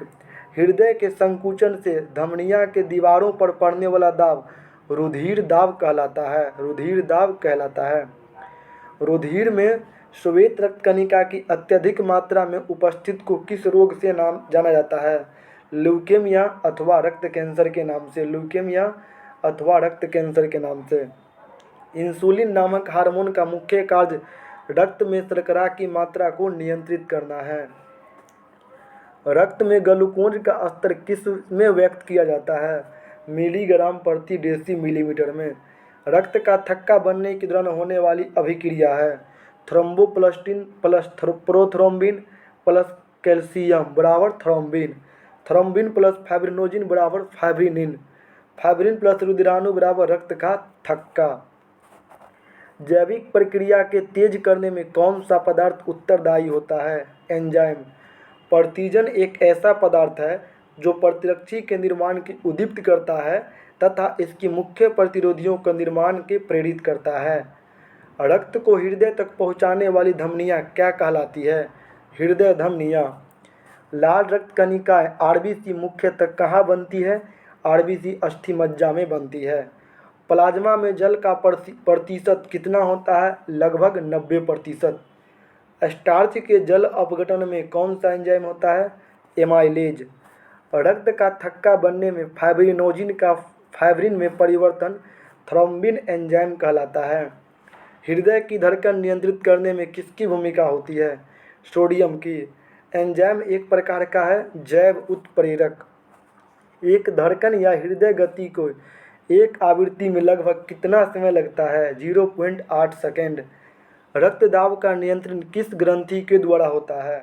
अधिवृक्क ग्रंथि के द्वारा। अधिवृक्क ग्रंथि के द्वारा। अगला है अत्यधिक ऊंचाई पर जाने पर मानव शरीर में लाल रक्त कणिकाओं की संख्या पर क्या प्रभाव पड़ता है? लाल रक्त कणिकाओं की संख्या में वृद्धि हो जाती है। एनीमिया रोग किस पोषक पदार्थों की कमी के कारण होता है? फॉलिक एसिड के कारण। एनीमिया रोग होता है फॉलिक एसिड के कारण। मानव शरीर में सबसे लंबी शिरा कौन सी है? ग्रेट सेफनिस शिरा पैर में उपस्थित होता है। श्वेत रक्त कणों की कितनी संख्या होने पर रक्त कैंसर होता है? 12,000 सीसी। 12,000 सीसी होने पर रक्त कैंसर हो जाता है। रक्तदाब के उपचार में किस पौधा का प्रयोग किया जाता है? सर्पगंधा का। मानव शरीर की सबसे बड़ी धमनी कौन सी है? महाधमनी। किस अंग को मानव शरीर का रक्त बैंक कहते हैं? पलीहा। रक्तचाप रक्तदाब मापने के लिए किस उपकरण का उपयोग होता है? स्फिग्नोमैनोमीटर। अशुद्ध रक्त का प्रवाह हृदय, पहले हृदय से होता है, उसके बाद महाधमनी, धमनियाँ, कोशिका अंग। कोलेस्ट्रॉल की सामान्य सीमा मानव में कितना होता है? 150 से 260 mg/में 100 ml। रक्त समूह AB को सार्वभौमिक ग्राही क्यों माना जाता है? क्योंकि रक्त समूह में प्रतिरक्षी नहीं पाए जाते हैं, एंटीबॉडी नहीं पाए जाते हैं। प्रतिरक्षी एंटीबॉडी क्या होता है? ग्लाइकोप्रोटीन। सिकिल सेल एनीमिया का रोग किसकी विकृति होता है? आरबीसी की विकृति। रक्त परिसंचरण से संबंधित अंग व उनके कार्य हैं। हृदय रक्त को संपूर्ण शरीर में प्रवाहित करना। धमनियाँ शुद्ध रक्त को हृदय से शरीर के अन्य अंगों तक पहुँचाना। शिराएँ अशुद्ध रक्त को शरीर के अन्य अंगों से हृदय तक पहुँचाना। कोशिकाएँ धमनी तथा शिरा के रक्त धमनी में सम्मिलित। रिसेरपिन नामक औषधि का प्रयोग किस लिए किया जाता है? उच्च रक्तचाप को कम करने में। कौन सी कोशिका प्रतिरक्षी का उत्पादन करती है? लिम्फोसाइट। धमनियाँ हृदय से ऑक्सीजन युक्त रुधिर को शरीर के विभिन्न अंगों तक पहुँचाता है। धमनियाँ जो है हृदय से ऑक्सीजन युक्त रुधिर को शरीर के विभिन्न अंगों तक पहुँचाता है। कौन? धमनी पहुँचाता है रुधिर को शरीर के विभिन्न अंगों तक। अगला है रक्त में उपस्थित प्रमुख पदार्थ। रक्त प्लाज्मा में क्या होता है? हल्के पीले रंग का तरल पदार्थ। एल्बुमिन ऑस्मेटिक दाब स्थापित करता है। ग्लोबुलिन संक्रामक रोगों से रक्षा करता है। फाइब्रिनोजिन रक्त का स्कंदन करता है। कणिका विहीन रक्त का तरल भाग क्या कहलाता है? प्लाज्मा। यदि दोनों जनकों के रुधिर वर्ग ए बी हो तो उनके बच्चों का संभावित रुधिर वर्ग होगा ए या बी या तो ए बी, इस तीनों में से। स्वस्थ मनुष्य के रक्त में प्लेटलेट्स की संख्या सामान्यतः कितनी होती है? तो 1.5 लाख से 4.5 लाख। एक वयस्क मनुष्यों के रक्त में प्रति 100 मिलीलीटर में हीमोग्लोबिन की मात्रा कितनी होती है? 14.5 ग्राम। पेप्सिन, ट्रिप्सिन एवं टाइलिन एंजाइम पाचन में सहायक होता है। माता पिता के रक्त समूह के आधार पर बच्चों में संभावित रक्त समूह होता है। कौन कौन? देखिए, अगर माता और पिता दोनों का अगर ओ होगा तो बच्चा में ओ ही होगा निश्चित। अगर माता और पिता का अगर एगो का ओ और एगो का ए होगा तो बच्चों में ओ भी हो सकता है, ए भी हो सकता है। अगर माता पिता का ओ होगा, बी होगा तो ओ या बी बच्चा में हो सकता है। ओ और ए बी होगा तो बच्चा में सिर्फ ए बी होगा। ओ और ए बी होगा तो ओ नहीं होकर के सिर्फ बच्चा में ए बी होगा। अगर ए होगा दोनों में तो बच्चा में ए भी हो सकता है, ओ भी हो सकता है। काफ़ी इंपॉर्टेंट है। अगर ए और बी होगा, माता और पिता में ए और बी होगा, ए और बी होगा तो बच्चा में ए भी हो सकता है, बी भी हो सकता है, ओ भी हो सकता है और ए भी हो सकता है। ये बहुत इंपॉर्टेंट है। ए और ए बी होगा तो सिर्फ ए बी होगा, ये होगा। बी होगा तो बी या ओ होगा। चलिए, बी और ए बी होगा तो ए बी होगा। समझ में आपको आ गया होगा। उसी प्रकार से अगर बी और ए बी होगा तो ए बी होगा, ए बी और ए बी होगा तो ए बी होगा। सामान्य रूप से लाल रक्त कोशिकाओं में आयु की कितनी संख्या होती है? आयु होती है 100 से 120 दिन लाल रक्त कणिका के जीवन। रक्त में ग्लूकोज की मात्रा में वृद्धि को क्या कहते हैं? हाइपरग्लाइसीमिया। अगला है रक्त संबंधी समस्याएं। उच्च रक्तचाप से होता है हाइपरटेंशन, निम्न रक्तचाप से भी होता है हाइपरटेंशन। हीमोफीलिया से होता है आघात व रक्तस्राव। अरक्तता से होता है हीमोग्लोबिन की कमी। अगला है अंतःस्रावी ग्रंथियां एवं हार्मोन। अंतःस्रावी ग्रंथियां हार्मोन काफ़ी इम्पोर्टेंट है। दुग्ध निष्कासन हार्मोन ऑक्सीटोसिन का स्त्राव कौन सी ग्रंथि करता है? पीयूष ग्रंथि। माँ और शिशु के मध्य गले लगाना या चूमना किस हार्मोन का स्त्रावन प्रेरित है? ऑक्सीटोसिन। मानव शरीर में पराब2 ग्रंथि से स्त्रावित होने वाले पराब2 हार्मोन रक्त में कैल्शियम और फास्फेट की मात्रा विनियमित करता है। अगला है किस हार्मोन में आयोडीन होता है? थायरॉक्सिन में। इंसुलिन हार्मोन किस अंग से स्त्रावित होता है? अग्नाशय से।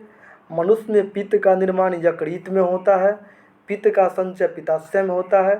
थायराइड ग्रंथि का थायरॉक्सिन स्त्रावित करने के लिए उत्तेजित करने वाला अंतःस्रावी हार्मोन कौन सा है? TSH hormone. लरो और उरो के नाम से कौन सा हार्मोन जाना जाता है? Adrenaline hormone. मानव शरीर का सामान्य तापमान कितना होता है? 98.6 डिग्री फ़ारेनहाइट। शरीर में अतिरिक्त ग्लूकोज के ग्लाइकोजन में परिवर्तित होकर यकृत संरक्षित रहता है। शरीर में कौन सी ग्रंथि वाहिनी विहीन है? अंतःस्रावी ग्रंथि। पशुओं के थनों में दूध उतारने के लिए किस हार्मोन का उपयोग होता है? इंजेक्शन लगाया जाता है, ऑक्सीटोसिन हार्मोन। मनुष्य में मधुमेह रोग किस हार्मोन की कमी से होता है? इंसुलिन की कमी से। अग्नाशय को पाचक रस के उत्पादन के लिए उत्तेजन करने वाला हार्मोन कौन सा है? सिक्रीटिन। यदि अग्नाशय में कोई विकार उत्पन्न हो जाए तो इंसुलिन और ग्लूकागॉन का निर्माण नहीं होगा। कौन सी ग्रंथि वृद्धि हार्मोन का रिसाव करता है? पीयूष ग्रंथि। एड्रेनालिन हार्मोन की स्त्रावित होने से हृदय गति बढ़ जाती है तथा उत्तेजना का अनुभव होता है। एड्रेनालिन हार्मोन अगर बढ़ जाता है तो वृद्धि गति बढ़ जाती, हृदय गति बढ़ जाती है और उत्तेजना का भी अनुभव हो जाता है। चलिए, अगला है मानव शरीर की सबसे छोटी अंतःस्रावी ग्रंथि कौन है? पीयूष ग्रंथि। मनुष्य के अनियमितता के कारण होने वाला रोग क्या कहलाता है? कार्यात्मक रोग कहलाता है। मानव हार्मोन तथा उनकी भूमिका। सेमोस्ट्रोटिन हार्मोन वृद्धि हार्मोन का स्त्राव रोकना। ऑक्सीटोसिन व पिटोसिन प्रसव के समय गर्भाशय का फैलाव। ऑक्सीटोसिन व पिटोसिन से प्रसव के समय गर्भाशय का फैलाव होता है एवं संकुचित को प्रेरित करता है। स्तन ग्रंथियों से दुग्ध स्त्राव को प्रेरित करता है। मेलाटोनिन से यह सोने जागने के चक्र को नियंत्रित करता है। मेलाटोनिन यह सोने और जागने के चक्र को नियंत्रित करता है। एड्रीनोलिन हृदय स्पंदन, रुधिर दबाव व श्वसन का नियमन, शरीर को युद्ध या पलायन के लिए। एस्ट्रोजन स्त्रियों में सहायक प्रजनन अंगों की वृद्धि व विकास। स्त्रियों में द्वितीय लैंगिक का विकास एस्ट्रोजन का काम होता है। प्रोजेस्टेरॉन गर्भाशय को भ्रूण की अधिरोपण के लिए तैयार करना, गर्भाशय बनाए रखने में सहायक। टेस्टोस्टेरोन यह पुरुषों के सहायक प्रजनन अंगों के वृद्धि विकास, पुरुष द्वितीय लैंगिक लक्षणों के विकास, पेशियों के विकास में सहायक। अगला है रेनिन हार्मोन एल्डोस्टेरोन के लिए स्त्रावन प्रेरित करना। प्लाज्मा प्रोटीन एंजियोजन व एंटीजेनेटिक्स में तोड़ना जो हृदय स्पंदन की दर को बढ़ाता है। अगला है किस ग्रंथि को मास्टर ग्रंथि कहते हैं? पीयूष ग्रंथि को मास्टर ग्रंथि कहते हैं। ये आप लोग बहुत दिन पहले पढ़े होंगे। वैसोप्रेसिन हार्मोन की कमी से कौन सा रोग होता है? डायूरेसिस। स्तनधारियों में दुग्ध स्त्राव को कौन सा हार्मोन उत्तेजित करता है? ऑक्सीटोसिन एवं प्रोलैक्टिन। पैरोटिड ग्रंथियाँ कहाँ होती है? कान के नीचे। मानव शरीर में सबसे बड़ी अंतःस्रावी ग्रंथि कौन है? थायराइड। थाइमस ग्रंथि द्वारा उत्पन्न होने वाला हार्मोन है थाइमोसिन। गर्भ निरोधक दवाई के रूप में किस हार्मोन की गोलियां दी जाती है? एस्ट्रोजन। पीयूष ग्रंथि किस अंग में पाई जाती है? मस्तिष्क में। कौन सी ग्रंथि अंतः एवं बराही स्रावी दोनों प्रकार की है? अग्नाशय। कौन सा वर्णक मानव की त्वचा को रंग प्रदान करता है? मेलानिन। कौन सी ग्रंथि मानव शरीर के तापमान को नियंत्रित करने में सहायक है? थायराइड। मुख्य ग्रंथियाँ अब ये हैं हैंड्रोइन ग्रंथियाँ नेत्र में स्त्राव द्वारा प्रदान करता है। यूटिलिर ग्रंथियाँ काकरोच एवं चींटी को मादा जननांगों की ग्रंथियाँ। आंत ग्रंथियाँ कशेरुक प्राणियों की आंत में स्थित होता है। श्लेष्म ग्रंथियाँ मेढक की त्वचा में म्यूकस को स्त्राव करता है। अगला है बुर्नस ग्रंथियाँ यह कशेरुक प्राणियों की ग्रहणी में संरक्षक प्रति अम्ल के स्त्राव करता है। प्रोस्टेट ग्रंथियाँ स्तनियों तथा केंचुओं के नर जननांगों के सहायक ग्रंथियाँ। कपाल ग्रंथियाँ स्तनियों की नर जननांगों की सहायक ग्रंथियाँ। अगला है हाशीमोटो रोग में शरीर स्वतः थायराइड ग्रंथियों को नष्ट कर देता है, इसलिए थायराइड की आत्महत्या कहते हैं। हाशीमोटो रोग में शरीर स्वतः थायराइड ग्रंथियों को नष्ट करता है, इसलिए इसे थायराइड आत्महत्या कहते हैं। थायराइड आत्महत्या कहते हैं हाशीमोटो ग्रंथि को। चलिए ग्रंथि और हार्मोन। अग्नाशय ग्रंथि में है गलगोन हार्मोन। पीयूष ग्रंथि थायराइड उद्दीपक हार्मोन। अधिवृक्क कार्टिसोल हार्मोन। वृक्क में विटामिन डी हार्मोन। अगला है मनुष्य के नवजात शिशु के स्तन ग्रंथि से निकले पहले स्राव को पिलाया जाता है, जिसे कोलोस्ट्रम कहते हैं। पहला जो दूध पीता है उसे कोलोस्ट्रम कहते हैं। कोलोस्ट्रम शिशु के लिए किस प्रकार लाभदायक है? यह शिशु को रोग प्रतिरोधक शक्ति प्रदान करता है। कोलोस्ट्रम। इंसुलिन में कौन सी धातु पाई जाती है? जस्ता पाई जाती है। मानव शरीर का कौन सा हार्मोन रक्त को फास्फेट व कैल्शियम को नियंत्रित करता है? पराब2। हार्मोन शरीर के उपापचय, वृद्धि, जनन, रुधिर दाब, रुधिर में जल और लवण की मात्रा आदि को नियंत्रित करता है। आयोडीन युक्त नमक क्यों उपयोगी होता है? क्योंकि यह थायराइड ग्रंथियों को नियंत्रित करता है। अगला है यकृत एवं मांसपेशियों में ऊर्जा किस रूप में होता है? ग्लाइकोजन के रूप में। वाइटेलाइन ग्रंथियाँ प्लेहेमथ्रीज प्राणियों के जननांगों में पाया जाता है। फीमोरल ग्रंथियाँ सरीसृप जंतुओं के जंघाई पर पाई जाती है। वसा ग्रंथियाँ स्तनियों के त्वचा पर पाई जाती है। श्वेत ग्रंथियाँ स्तनियों के त्वचा में पसीने की ग्रंथियाँ। सवेमेरडॉन ग्रंथियाँ मेढक के कशेरुक स्तंभ के दोनों ओर स्थित होता है। स्तन ग्रंथियाँ स्तनियों में दूध को स्त्राव करता है। सेरुमिनस ग्रंथियाँ स्तनियों की कर्ण गुहा से मोम के समान पदार्थ का स्त्राव करता है। लेक्राइमल ग्रंथियाँ ये नेत्रों में उपस्थित होता है। डीप ग्रंथियाँ संयुक्त नलाकार ग्रसनीय ग्रंथि जो म्यूकस स्त्रावित करता है। अगला है रोग व उपचार। रोग व उपचार ये भी काफ़ी इम्पोर्टेंट है एग्ज़ाम की दृष्टि से। यहाँ तो क्वेश्चन निश्चित ही बनेगा। आप ज़रूर इसको लास्ट तक देखिएगा। पानी से भय नामक बीमारी किसके द्वारा उत्पन्न होता है? विषाणु द्वारा। मस्तिष्क तथा मेरुरज्जु पर चढ़ी झिल्ली में सूजन आ जाना किस रोग का लक्षण है? मेनाजाइटिस में। शिशुओं में अतिसार का क्या कारण है? रोटावायरस। वात्स्माद हिस्ट्रिया रोग सामान्यतः युवा महिलाओं में होता है। अंध बिंदु या पीत बिंदु आँख के किस भाग में पाया जाता है? दृष्टिपटल में। आँख में प्रकाश तरंगे किस स्थान पर स्नायु उद्वेगों में परिवर्तित होती है? दृष्टिपटल में। सिलिकोसिस रोग किस अंग से संबंधित है? फेफड़ा से। सिलिकोसिस रोग फेफड़ा से। ट्रिपल एंटीजन वैक्सीन नवजात शिशुओं को कुकुर खांसी, टिटेनस तथा डिप्थीरिया रोग से प्रतिरक्षा के लगाई जाती है। मलेरिया रोग किस जीव के कारण होता है? प्रोटोजोआ के कारण। भोजन विषाक्तता किस जीवाणु के कारण उत्पन्न होता है? सैलोमोना बेसिलाई के कारण। मम्पस, रेबीज एवं हार्पीज आदि विषाणु जनित रोगों के समूह में आते हैं। जल में किसकी अधिकता के कारण इटाई रोग होता है? कैडियम के कारण।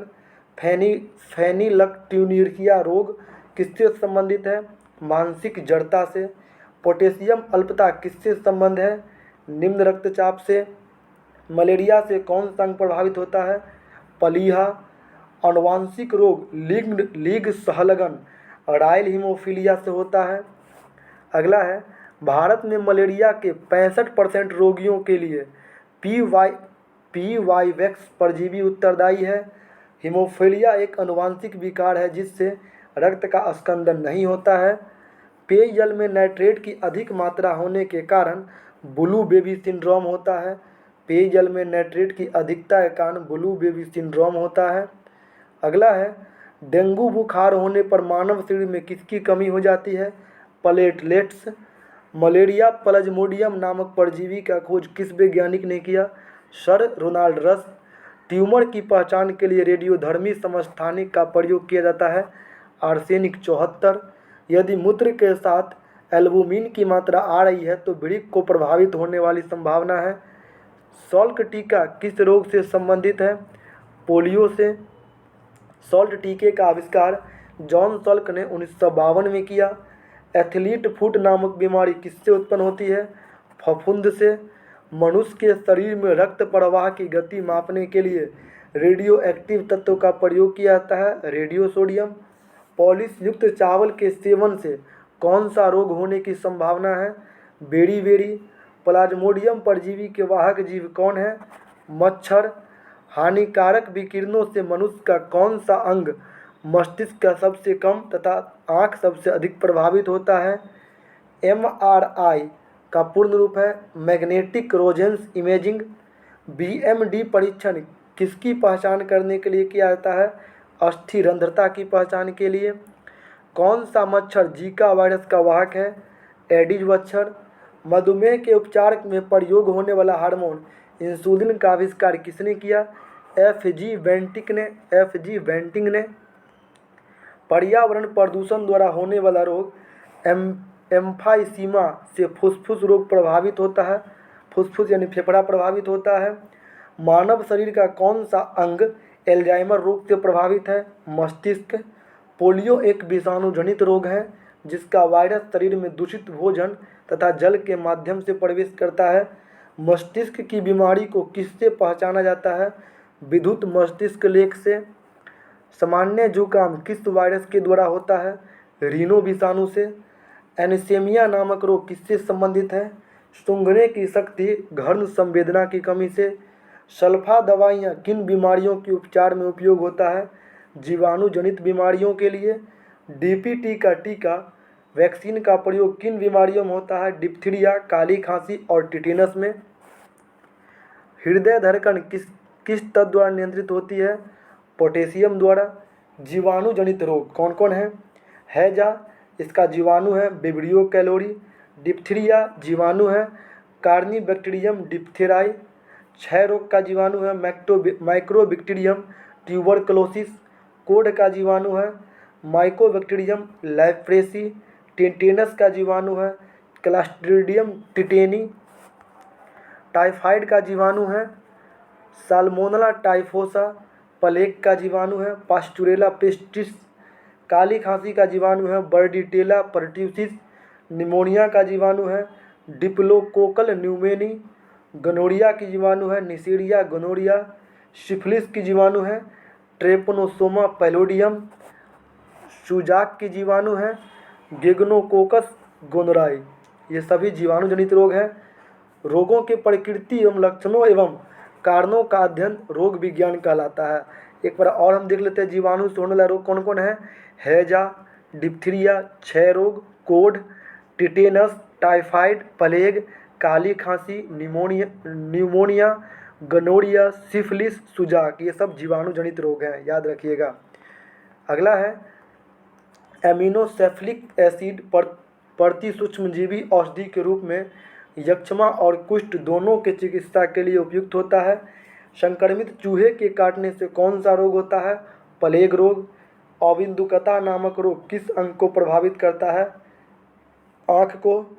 निंद्रा रोग नामक बीमारी ट्रिपिनोसोमा नामक प्रोटोजोआ से होता है।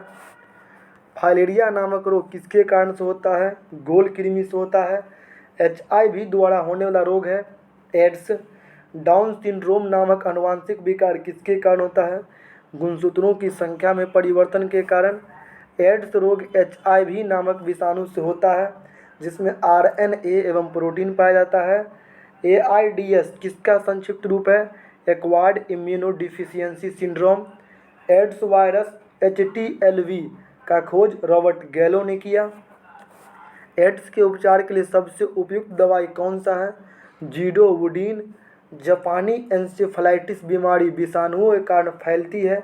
इसके उन्मूलन के लिए सूअरों के मानव रिहायशी क्षेत्र से दूर रखना आवश्यक है। एलिसा परीक्षण किस रोग की पहचान के लिए होता है? एड्स के लिए। थैलेसीमिया के रोगी में शरीर किसके संश्लेषण की क्षमता नहीं होती है? हीमोग्लोबिन। स्त्रियों की तुलना में पुरुष वर्णधाता से अधिक प्रभावित होती है, उनमें केवल X क्रोमोसोम होता है।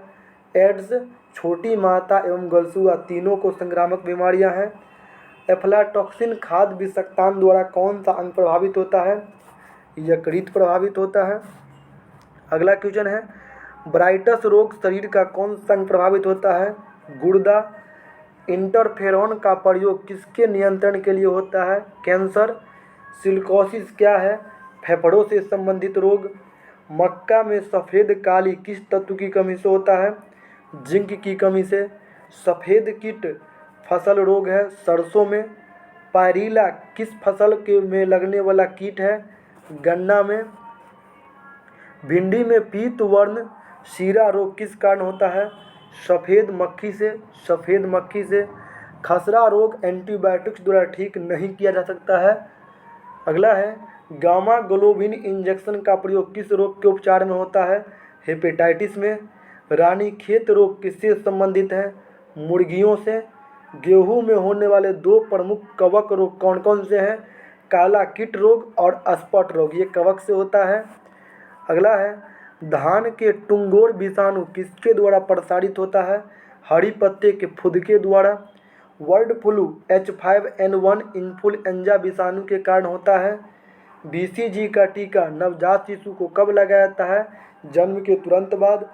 पशुओं में प्रोटोजोआ जनित रोग, प्रोटोजोआ से होने वाला रोग कौन है पशुओं में? चलिए देख लेते हैं। ये है कॉक्सियोडोसिस। रोग का नाम है रक्तस्रावी स्त्रोत व खून की पेचिश। रोग का लक्षण है। बेबियोसिस, इसमें तीव्र ज्वर व रक्त अल्पता होता है, पशुओं में होता है, कवक प्रोटोजोआ वाला रोग है ये। थैलियोरोसिस, तीव्र ज्वर, ब्राहा लसिका ग्रंथियां में सूजन। एन्फालेमेसिस, लाल रक्त कणों का विनाश। ट्रिपनोसियमेसिस, ज्वर व रक्त। ट्राइकोमोनेसिस, गर्भपात व वंध्यता। ये सब प्रोटोजोआ वाला रोग है। अगला है बीटा कोशिका, कोशिका के बाहर के आक्रमणकारियों को नष्ट करता है, जबकि टी कोशिका संक्रमित कोशिकाओं को नष्ट करता है। टी कोशिका संक्रमित कोशिकाओं को नष्ट करता है और बीटा कोशिका कोशिका के बाहर आक्रमणकारियों को नष्ट करता है। याद रखिएगा, काफ़ी इम्पोर्टेंट है। अब है विषाणु जनित रोग, जो आदमी में होता है, काफ़ी इम्पोर्टेंट है। छोटी माता विषाणु है वेरियोला वायरस, छोटी माता वेरियोला वायरस विषाणु है। खसरा मर्बीलो वायरस विषाणु जनित रोग है। Polio polio virus. Rabies rabies virus. चेचक वेरियोला वायरस। अगला है जननांग herpes herpes virus. AIDS human immunodeficiency virus HIV। Hepatitis virus. Influenza myxo virus influenzae. गलसुआ मम्पस वायरस। जेनाइटल हर्पिस सिक्लेमेक्सिडिल जिससे डेंगू वायरस से। कोविड-19 कोरोना वायरस से, कोविड-19 कोरोना वायरस से। चलिए अब हम विषाणु वाला रोग एक बार देख लेते हैं। विषाणु से होने वाला रोग है छोटी माता, खसरा, पोलियो, रेबीज, चेचक, जननांगों में हर्पिस, एड्स, हेपेटाइटिस, इन्फ्लुएंजा, गलसुआ, जेनाइटल हर्पिस, डेंगू, कोविड-19। ये सब विषाणु से होने वाला रोग है, यानी वायरस से। चलिए अगला है यकृत शोथ, कैसा रोग है? विषाणु जनित रोग है। रोग के संचरण के लिए उत्तरदायी कीटों को क्या कहते हैं? वेक्ट। थैलीसीमिया एक आनुवंशिक बीमारी है, यह किसको प्रभावित करती है? रुधिर को। ग्लाइकोमा किस रोग का लक्षण है? ग्लाइकोमा किस अंग का रोग है? आँख का, यानी नेत्र का। पोलियोमाइलेटस रोग किससे फैलता है? विषाणु से। रक्त में आरच क्या है? प्रतिजन, रक्त में आरच है प्रतिजन। कोरोना वायरस एवं कोविड-19। कोरोना वायरस ऐसे विषाणु का एक बड़ा समूह है जो मानव तथा जानवरों में रोग उत्पन्न करते हैं। अनेक कोरोना वायरस मानवों में श्वसन संक्रमण उत्पन्न करते हैं, जो सामान्यतः जुकाम से लेकर मर्स व सर्स तक हो जाते हैं, मर्स व सर्स तक हो जाते हैं। चलिए अगला है वर्तमान में विश्व भर में फैले संक्रमण को कोरोना वायरस डिजीज कोविड-19। कोविड-19 का पूरा नाम है कोरोना वायरस डिजीज कोविड-19 नाम दिया गया है। यह संक्रमण चीन के वुहान शहर में दिसंबर 2019 में फैला और कुछ ही दिनों में इसने विश्वव्यापी महामारी का रूप ले लिया। विश्व स्वास्थ्य संगठन WHO की वेबसाइट पर उपलब्ध 10 जनवरी 2021 तक आंकड़ों के अनुसार वैश्विक स्तर पर 8.9 करोड़ से अधिक लोगों को कोविड-19 से संक्रमित हो चुके हैं, जिसमें 19 लाख से अधिक लोग की मृत्यु हो चुकी थी। उस समय की बात है ये। कोविड-19 का लक्षण क्या है? सामान्य लक्षण बुखार, सूखी खांसी, थकान आदि। कम सामान्य लक्षण सिर दर्द, शरीर के अन्य भागों में दर्द, गले में खराश, स्वाद व सूंघने की क्षमता में कमी, डायरिया, नेत्र श्लेष्मार्क आदि। उपचार क्या है? विश्व के विभिन्न देशों के वैज्ञानिक के अथक प्रयास के परिणाम स्वरूप बहुत कम समय में कोविड-19 के विरुद्ध अनेक प्रतिरक्षा वैक्सीन का विकास सफलतापूर्वक कर ली गई। प्रमुख वैक्सीन निम्नवत है: Covishield, Madonna, Covaxin, Covax, Sputnik 5, कोविड-19 जॉनसन, कोरोनावैक। ये सभी उसके उपचार का वैक्सीन है। कोविड-19 से बचाव के उपाय: एक दूसरे से पर्याप्त दूरी लगभग 6 फीट रखनी, अर्थात सामाजिक दूरी का पालन करना। घर से बाहर निकलने पर मुंह और नाक को ढकने के लिए मास्क, फेस कवर या गमछा का प्रयोग करना। किसी भी संभावित संक्रमित वस्तु अथवा व्यक्ति को छूने के बाद साबुन से हाथ धोना अथवा हैंड सैनिटाइजर का प्रयोग करना। ये कोविड-19 से बचाव का लक्षण है। इस संबंध में सरकार व प्रशासन द्वारा निर्देशित पालन किया गया। ये अगर आप ये पढ़ रहे होंगे, अभी देख रहे होंगे, तो आपको कोरोना का अपने आप लग रहा होगा, याद आ गया, कोरोना का याद आ गया लग रहा होगा। चलिए अगला है, अब हम देखेंगे जीवाणु जनित रोग। ये हम देख चुके हैं इससे पहले, अभी आप पीछे देखे थे वही है। चलिए, टिक्का रोग किस में होता है? टिक्का रोग होता है मूंगफली में। हाइड्रोफोबिया रोग मुख्यतः किस विषाणु के कारण होता है? रेबीज वायरस से। खसरा किस संक्रमण के कारण होता है? विषाणु से। जंतुओं में होने वाला फुट एंड माउथ रोग होता है विषाणु से। वृक्षों की छालों पर उगने वाले कवक को क्या कहते हैं? कार्टिकोल्स, कार्टिकोल्स कहते हैं। खैरा रोग किसके कारण होता है? जस्ते की कमी के कारण। चाय में लाल रस्ट रोग किसके कारण होता है? हरे शैवाल के कारण। नींबू का कैंकर रोग किसके कारण होता है? जीवाणु के कारण। पचे हुए भोजन में मौजूद विषैले पदार्थ को कौन सा अंग चूषण करता है? यकृत। काला जर का संचार किससे होता है? सिकटा मक्खी से। काली खांसी से बचाव के लिए शिशुओं को कौन सा टीका दिया जाता है? डीपी टीका दिया जाता है। आनुवांशिकी के जनक है ग्रेगर जॉन मेंडल। सूक्ष्म जैविकी के जनक लुई पास्चर। प्रतिरक्षा विज्ञान के जनक है एडवर्ड जेनर। जीवाणु विज्ञान के जनक है रॉबर्ट कोच। अगला है प्रोटोजोआ जनित रोग। मलेरिया के कारक प्रोटोजोआ है प्लाज्मोडियम वाइवेक्स। अमीबियस के हैं एंट अमीबा सिम्प्लेक्स। काला जर का है लिस्मेनिया डोनावानी। पायरिया का है एंट अमीबा जिंजेविल्स। सोने की बीमारी है ट्रिपनेसोमा। फफूंद धूलमीयता से कोयले के खानों में उद्योग में कार्यरत श्रमिक रोगग्रस्त हो जाते हैं। अगला है पौधे में लगने वाले महत्वपूर्ण रोग। कवक जनित पादप रोग और रोगकारी कवक। आलू के विलंबित अंगमारी रोग कवक के कारण होता है। चलिए, इसका हम विलंबित नहीं पढ़ेंगे, रोगकारी नहीं पढ़ेंगे, सिर्फ हम ये पता करेंगे कौन कौन कवक से होता है। आलू में विलंबित अंगमारी रोग, आलू में पूर्व अंगमारी रोग, मूंगफली में टिक्का रोग, ये सभी कवक से होता है। गन्ना में लाल बिलगन रोग, गेहूं में काला कीटा, गेहूं में साल्तकंड और गेहूं में चूर्ण अस्मिता रोग कवक से होता है। कुर्सीफेरा के सफ़ेद कीट रोग। बाजरा का मृदुमिला अस्मिता, कुर्सीफेरा को मुर्दमिला अस्मिता। बाजरा का इरगट रोग, आलू का वाट रोग कवक से होता है। बाजरा का ग्रीन ईयर रोग कवक से होता है। राई का इरगट रोग और ब्राउन लीफ स्पॉट रोग, ये सभी कवक से होता है। अगला है जीवाणु जनित पादप रोग और रोगकारी कारक। जीवाणु से होता है, ये है आलू का सैथिल रोग, धान का अंगमारी रोग, नींबू का कैंकर रोग, गेहूं का टिंडा रोग, एंगलुअर का लीफ स्पॉट रोग। ये काफ़ी इंपॉर्टेंट है, ज़रूर इसको याद रखिएगा। ये इम्पोर्टेंट नहीं है, ये सब इम्पोर्टेंट नहीं है, इसलिए इसको नहीं देखे हैं। जीवाणु से ही होने वाला रोग है सेब, गुलाब, टमाटर का क्राउन गाल रोग, आलू का स्लैब रोग, तंबाकू का सैथिल रोग, टमाटर का सैथिल रोग, ये सब जीवाणु से ही होता है। इसमें जो था ये था अजैविक पादप रोग। चलिए ऊपर देखते हैं हम। कृत्रिम जनित रोग, कृमि जनित रोग, कृमि से होता है। फाइलियोरेसिस होता है, कारक कृमि है। बिचिरियो बेंकोफटाई, बुर्गिया तिमिरी। टिनियसिस है, कृमि से होता है। टिनिया सेल्सियम। एस्केरिस है, एस्केरिस लेबोसिटिया होता है। कवक जनित रोग हैं रोग। चलिए सिर्फ रोग पढ़ेंगे इसका हम। कवक जनित रोग, एथलीट फुट रोग, खाज, दाद, ये सभी कवक रोग हैं। अगला है पौधे में रोग, विषाणु वाला रोग है। चलिए इसका हम सिर्फ रोग देखेंगे। तंबाकू का मोज़ेक रोग विषाणु से, आलू का मोज़ेक रोग विषाणु से, बंकी टॉप ऑफ बनाना विषाणु से, फूल गोभी का मोज़ेक रोग विषाणु से, गाजर का लाल पत्ती रोग विषाणु से। अगला है अजैविक पादप रोग। चलिए ये बहुत ही इम्पोर्टेंट है, आप ज़रूर देखिएगा।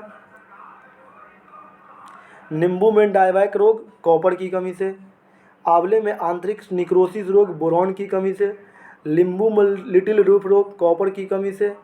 आम में लिटिल लीफ रोग जस्ता की कमी से। मटर में मार्स रोग मैंगनीज की कमी से। मटर में मार्स रोग मैंगनीज की कमी से। धान में खैरा रोग जिंक की कमी से। फूलगोभी में हिप्टेल रोग मॉलिबेडनम की कमी से।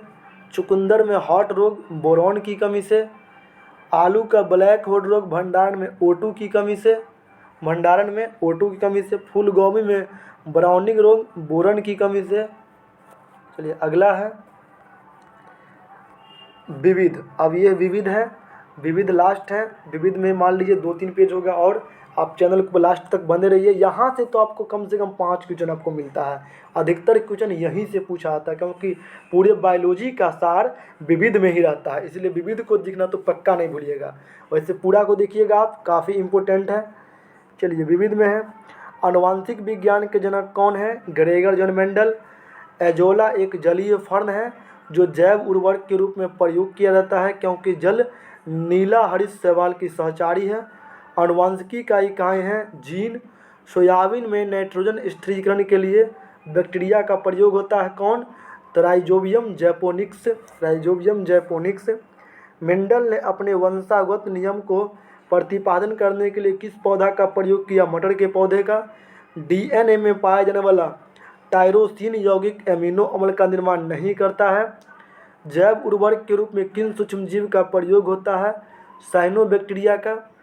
जीवों में आनुवांशिक लक्षण किसके माध्यम से संतानों में होता है? क्रोमोसोम द्वारा। पुरुष सेक्स हार्मोन कौन सा है? टेस्टोस्टेरोन पुरुष सेक्स हार्मोन है, टेस्टोस्टेरोन। कौन सी ग्रंथि एक विशेष हार्मोन का स्त्राव करने के लिए आयोडीन की आवश्यकता होती है जिसकी कमी से घेघा रोग होता है? थायराइड। प्राणियों में आहार शोषण और संश्लेषण के उपापचय के 3 प्रमुख गुण हैं। संवेद वाष्पन की क्रिया किससे संबंधित है? ऊष्मशोषक क्रिया से। कोलेस्ट्रॉल क्या है? जंतु वसा में उपस्थित वसीय अल्कोहल। कार्बन डेटिंग विधि का प्रयोग किसकी आयु निर्धारण में होता है? जीवाश्मों की आयु में। ब्रिटिश वैज्ञानिक चार्ल्स डार्विन ने द ओरिजिन ऑफ स्पीसीज नामक पुस्तक की रचना की थी। काफ़ी इम्पोर्टेंट है। चलिए अब इसमें और देखेंगे। प्रथम डायनोसिरियम केंद्र कहाँ खुला? तो ये हैदराबाद में स्थापित हुआ। भोजन वनस्पति घी के अपेक्षा तेल में बनाना स्वास्थ्य के लिए लाभदायक क्यों है? क्योंकि तेल में असंतृप्त वसाएं होती है। गति प्रेरक का हृदय स्पंदन या धड़कन समंजित करता है। फोर्मोन्स किसमें पाए जाते हैं? कीट में। आयोडीन किससे प्राप्त होता है? लैमिनेरिया शैवाल से। ट्रेकोमा बीमारी किस अंग में संबंधित है? आँख से। स्थानीय वनस्पतियों का संग्रह हार्बेरियम कहलाता है। देश का पहला बायोडीजल संयंत्र किस राज्य में खुला? आंध्र प्रदेश में। गुर्दे की पथरी को किरणों द्वारा तोड़ना क्या कहलाता है? लिथोट्रिप्सी। शरीर के आंतरिक भागों के अवलोकन के लिए प्रयोग आने वाले परिष्कृत टोमोग्राफी के लिए एक्स किरणें प्रयोग होती है। शांति स्वरूप भटनागर पुरस्कार किस क्षेत्र में प्रदान किया जाता है? विज्ञान के क्षेत्र में। पर्णहरित में कौन सा मुख्य तत्व होता है? मैग्नीशियम। पेनिसिलिन का आविष्कार किया अलेक्जेंडर फ्लेमिंग। कृत्रिम रेशा को किस नाम से जाना जाता है? रेयॉन को। 2,4-D डाइक्लोरोफिनॉक्सी एसिड का प्रयोग किस रूप में होता है? शाकनाशी में। एक परजीवी पर दूसरे परजीवी आश्रित रहने की स्थिति क्या होता है? उपपरजीविता। आँख की सुग्रहता किस रंग के लिए सबसे अधिक होती है? पीला और हरा के लिए। अगला है बायोडीजल बनाने में किस वनस्पति का प्रयोग होता है? रत्नजोत या जैट्रोपा का। ऊर्जा के वैकल्पिक स्रोत के संदर्भ में जैव ईंधन एथेनॉल किससे प्राप्त किया जाता है? गन्ना एवं मक्का से। व्हाइट लेग हॉर्न किसकी एक किस्म है? कुक्कुटों का। दीमक को अन्य किस नाम से जाना जाता है? श्वेत चींटी के नाम से। भारत में high security animal disease laboratory कहाँ है? भोपाल में। नेको नामक संस्था किससे संबंधित है? एड्स से। CDRI कहाँ स्थित है? लखनऊ में। भारतीय सर्वेक्षण विभाग किस मंत्रालय के अधीन है? विज्ञान और प्रौद्योगिकी मंत्रालय। ऑक्जेनोमीटर का प्रयोग किस लिए किया जाता है? पादपों के वृद्धि दर मापने में। भारत का प्रथम दंत चिकित्सल महाविद्यालय कहाँ है? कोलकाता में। अगला है भ्रूणीय वृद्धि को मापने के लिए अल्ट्रासोनिक तकनीक का प्रयोग किया जाता है। हेरोइन नेस्फोकीन किस पादपों में निर्मित की जाती है? अफीम पोस्ता में। बारूदी सुरंगों का पता लगाने के लिए कौन सी जंतु उपयोगी होती है? मधुमक्खी। मधुमक्खी कॉलोनी के सदस्य अपने सदस्यों को कैसे पहचानते हैं? नर्तन से। टमाटर के बीज रहित फलों का उत्पादन किस प्रकार संभव है? पुष्पों पर हार्मोन का छिड़काव से। पॉली हाउस का प्रयोग पौधा उगाने के लिए किया जाता है। जिम्नोस्पर्म के अंतर्गत ऐसे पौधा रखा जाता है जिनमें बीज का आवरण रहित होते हैं। अगला है, मधुमक्खी को भाषा पहचान करने के लिए किसे नोबेल पुरस्कार सम्मानित किया गया? कार्ल वर्नर फ्रीसक को। अंगोरा ऊन किससे प्राप्त होता है? खरगोश से। गुरुत्व बल के विपरीत पौधे के तने में पानी की सक्रियता को क्या कहते हैं? वाष्पोत्सर्जन। उच्च वर्गीय पौधा में कौन सा जीवित उत्तक जैव पोषक वाहक होता है? फ्लोएम। पेसमेकर किस नाम से जाना जाता है? SA nodes. शीतल पेय में किस पदार्थ का पर्याप्त होता है? कैफीन का। डॉक्टर द्वारा मरीजों के आंतरिक भागों के परीक्षण करने वाला एंडोस्कोप प्रकाश के पूर्ण आंतरिक परावर्तन के सिद्धांत पर काम करता है। हरगोविंद खुराना को किस उपलब्धि के लिए नोबेल पुरस्कार से सम्मानित किया गया? जेनेटिक कोड की व्याख्या तथा प्रोटीन के संश्लेषण में उसकी भूमिका के समझने के लिए। प्रयोगशाला में सर्वप्रथम DNA का संश्लेषण किसने किया? हरगोविंद खुराना। श्वान उपजातियों में कौन सा उपजाति भौंकने में असमर्थ है? डिंगो। घोंसला बनाने वाला एकमात्र सर्प कौन सा है? King cobra. बीजों के प्रकीर्णन के सेंसर विधि किस पादप में पाई जाती है? पोस्ते में। ऊंट अपने कुबर का उपयोग किस लिए करता है? वसा के संग्रह के लिए। जराविक साथ कृत्रिम हृदय का आविष्कार किसने किया था? रॉबर्ट जार्विक ने। संयुक्त राज्य अमेरिका की सेना द्वारा वियतनाम युद्ध में प्रयुक्त खरपतवार नाशक रसायन एजेंट ऑरेंज के नाम से जाना जाता है। वृक्ष की आयु कैसे निर्धारित की जाती है? उसके तने में निर्मित वलय की संख्या के आधार पर। अगला है, कार्बनिक पदार्थों में कौन सा एक प्रकृति में सर्वाधिक प्रचुरता में होता है? सेल्यूलोज। निषेचन के बिना अंडे का विकास क्या कहलाता है? अनिषेक जनन। धान के पौधे उगने के डैपिंग विधि किस देश में विकसित हुआ है? फिलीपींस में। नेत्रदान में आँख के किस हिस्से को प्रतिरोपित किया जाता है? कॉर्निया का। दक्षिण अफ्रीका के डॉक्टर क्रिश्चियन बर्नार्ड द्वारा हृदय का प्रथम प्रतिस्थापन किया गया था। भारत में विकसित धान की प्रथम बौनी किस्म कौन सी है? जया। हृदय में कितने कक्ष होते हैं? 4। वह कौन सा जीव है जिसमें पित्ताशय नहीं होता है? चूहा में। मुख्य मच्छर विकर्षक किस पदार्थ से पादप से प्राप्त होता है? नीम से। अगला है, चिकित्सा संबंधी आविष्कार। विटामिन ए का आविष्कार किया फंक। विटामिन ए का मैकुलन। विटामिन बी का भी मैकुलन। विटामिन सी का हॉलकट। विटामिन डी का हॉपकिंस। सल्फा ड्रग्स का गेरहार्ड डोमेक।